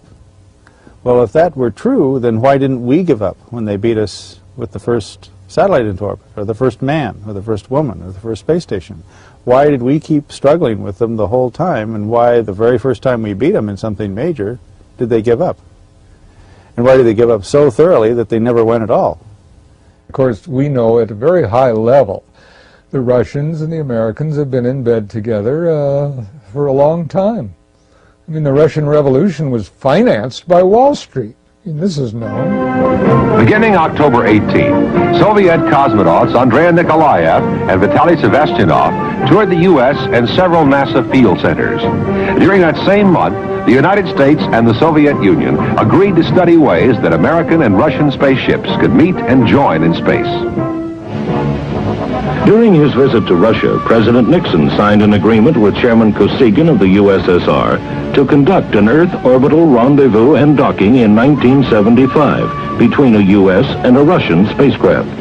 Engineers from both countries have already begun working out the details of the mission. American astronauts and Soviet cosmonauts trained this year to prepare for a joint space mission in 1975.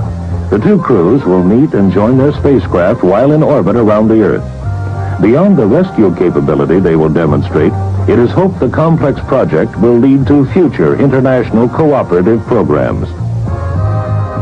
They have sort of a tacit agreement that we won't blow the whistle on you if you won't blow the whistle on us. Simple. That's what I've often said on radio and television when they say, well, how come the Russians, if they knew that we didn't go to the moon, how come they didn't say anything? Well, it's better that they don't say anything. It's highly likely that only a few individuals were privy to the whole plan. As with the Manhattan Project, which involved hundreds of thousands of people working across America on the development of the United States atomic bomb, only a relatively small group of scientists were aware of the actual agenda behind the work they were doing, and even fewer masterminds were coordinating the whole program. So in a similar way, this assault on space involved hundreds of thousands of people working towards, in their understanding, a race against the Soviets to reach the moon first.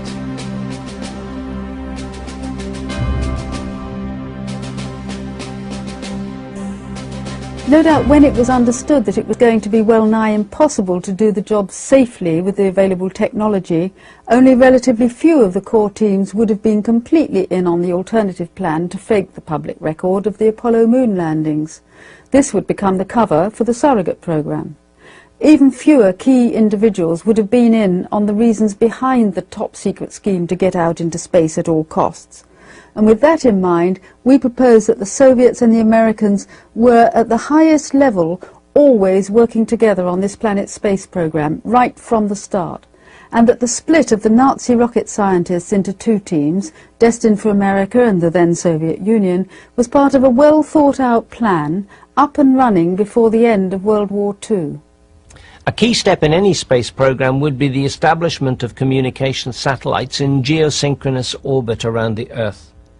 This network of communications and spy satellites would also achieve the aim of the space program as set out by Lyndon Johnson. He said, "Control of space means control of the world. From space, the masters of infinity would have the power to control the Earth's weather, to cause drought and flood, to change the tides and raise the levels of the sea, to divert the Gulf Stream and change the climates to frigid." there is something more important than the ultimate weapon. And that is the ultimate position. The position of total control over Earth. That lies somewhere in outer space. It's entirely possible that there was always going to be a two-pronged program for landing on the moon, one executed in secret and the other played out in public. However, both the American and Soviet teams, in the end, were at the mercy of radiation, the biggest showstopper in deep space exploration to this day. Back in the 1960s, there is no doubt that those who were in control of space were controlling the information that encircled the planet. So how did they manage to overcome the technical problems inherent in pulling off the faking of the live TV coverage of Apollo? I think probably the most logical way would be to beam signals to the moon and have an amplifier and repeater on the moon that would then amplify and repeat these signals and beam them back. That way anyone who had a proper antenna pointed at the moon could plainly see that they were getting signals from the moon. They just wouldn't know that those signals were bouncing back.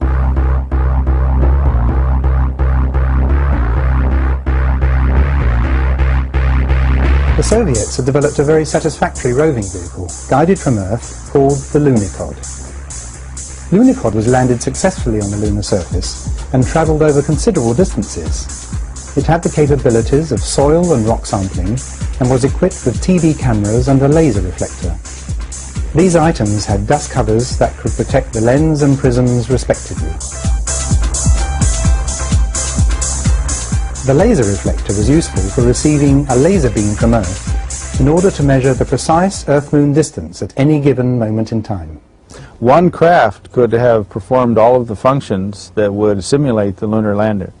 It could land on the moon with its repeater, and this craft could also place a transmitting seismometer into the lunar soil that could continue to transmit back lunar quakes, which we received for quite some time.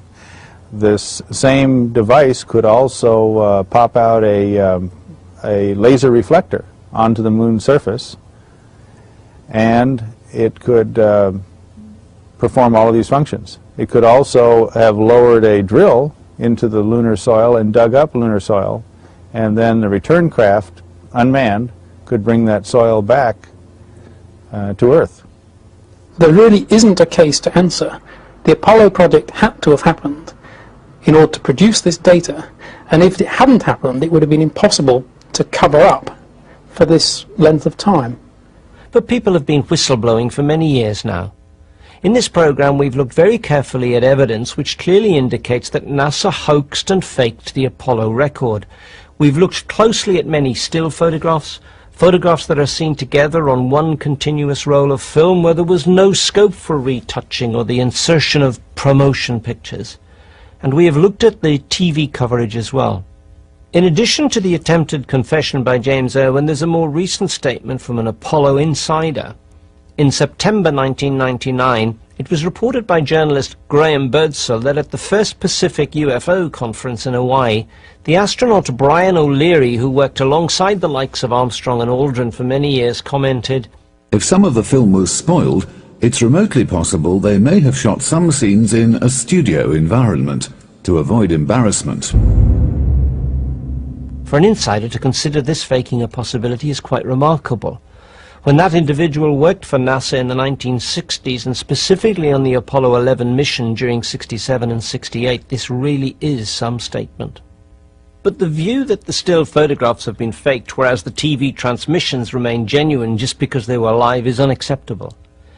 Both the TV and the still photographs were imaged in the same settings.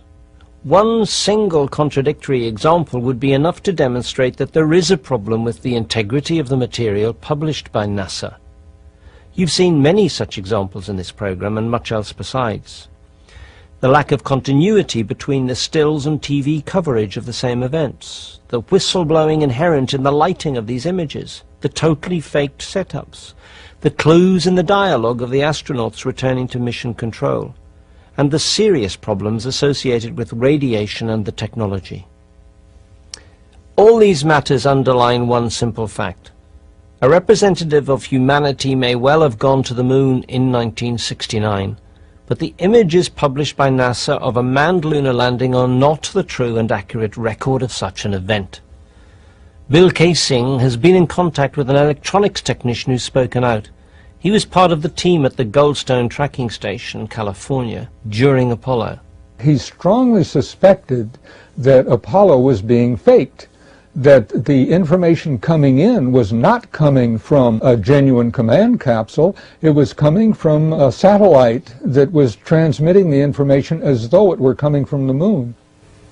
My integrity is insulted by these setups, these fakes, and I feel very strongly that it's time that these matters were brought to public light, were exposed, so that we can each and all of us understand as though we are human beings and not a sub-race governed by an elite who choose what we shall see and not see. This, as far as I'm concerned, is censorship of the very worst form. But if, as NASA wishes to imply, if we were so successful at getting to the moon in the 1960s, and if we had already developed the principal technology to do so, and setting aside the purely scientific exploration of the moon, then why hasn't NASA practiced elements of their proposed manned Martian voyage out, around and on the moon? What was the prognosis for manned space travel beyond a low Earth orbit after the days of Apollo? The RIDE report goes a long way to answering that question. This report was written by a team that was chaired by Sally Ride, former shuttle astronaut, and they speculated in this report that if NASA were fully funded on a mission to send men back to the moon, that they could, if they spent billions of dollars a year starting in 1987, that they would be able to, they estimated they'd be able to first land men on the moon by the year 2010, which would mean 23 years to land men on the moon for the next time. And the question being, since it only supposedly took 8 years from Kennedy's announcement until Apollo 11, why would it take so much longer and cost so much more money to do it for the 7th time than it did to do it for the first 6 times? However, this stated time period was to increase fourfold. In 1999, Douglas Cook, director of the Exploration Office at Houston's Johnson Space Center, said that his primary objective for future travel to the moon was to be able to test his hardware there, in readiness for a trip to Mars. Cook believes that humans will actually return to the moon within 100 years. In the late 90s, the UN terminated weapons inspections in Iraq. In 1999, a BBC Panorama documentary demonstrated that the CIA had run an unauthorized eavesdropping operation against the Iraqis from UNSCOM's office in Baghdad, and that the British and the Americans hid behind the United Nations to run this spy operation from headquarters in Bahrain. It appears, though, that instead of just looking for weapons of mass destruction, they, UNSCOM, were, without the mandate of the United Nations, actually spying. Therefore, it was a United States, not a UN operation. So it would appear that the United States and UNSCOM claimed they were doing one thing, when in effect they were also doing something else.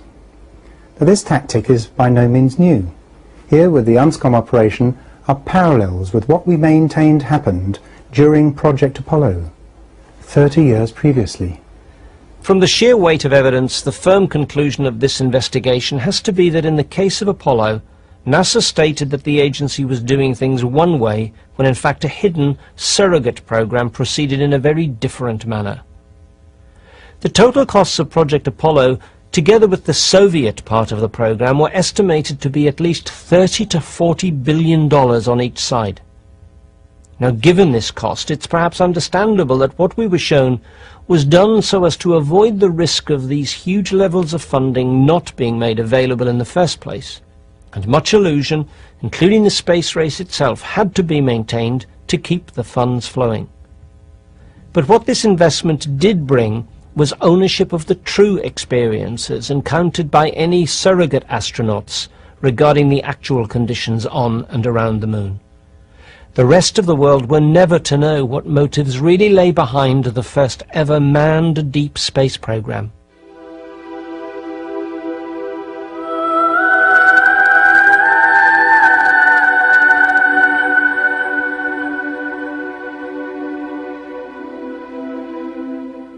Bennett and Percy, the authors of Dark Moon, propose that our planet's basic technology for space travel needs radical conceptual renewal, the development of a totally new form of space travel.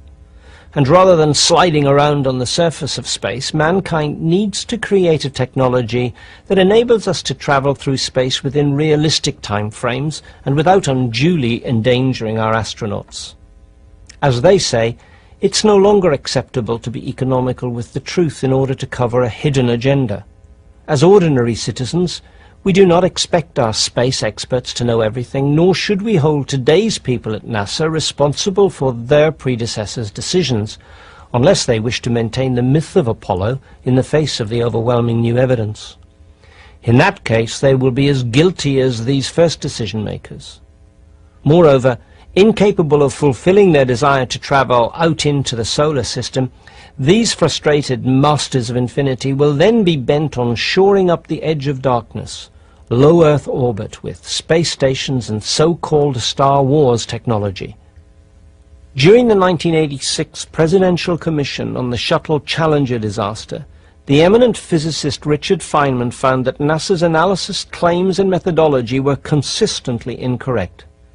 Feynman said, NASA owes it to the citizens from whom it asks support to be frank, honest and informative. And so that these citizens can make the wisest decisions for the use of their limited resources for a successful technology, reality must take precedence over public relations. For nature cannot be fooled. If you have an unlimited budget, which is what the simulators had, you can do anything you want. You can create the most incredible vistas, people on Mars or Venus or planets of the nearest star. Money will buy anything, except happiness.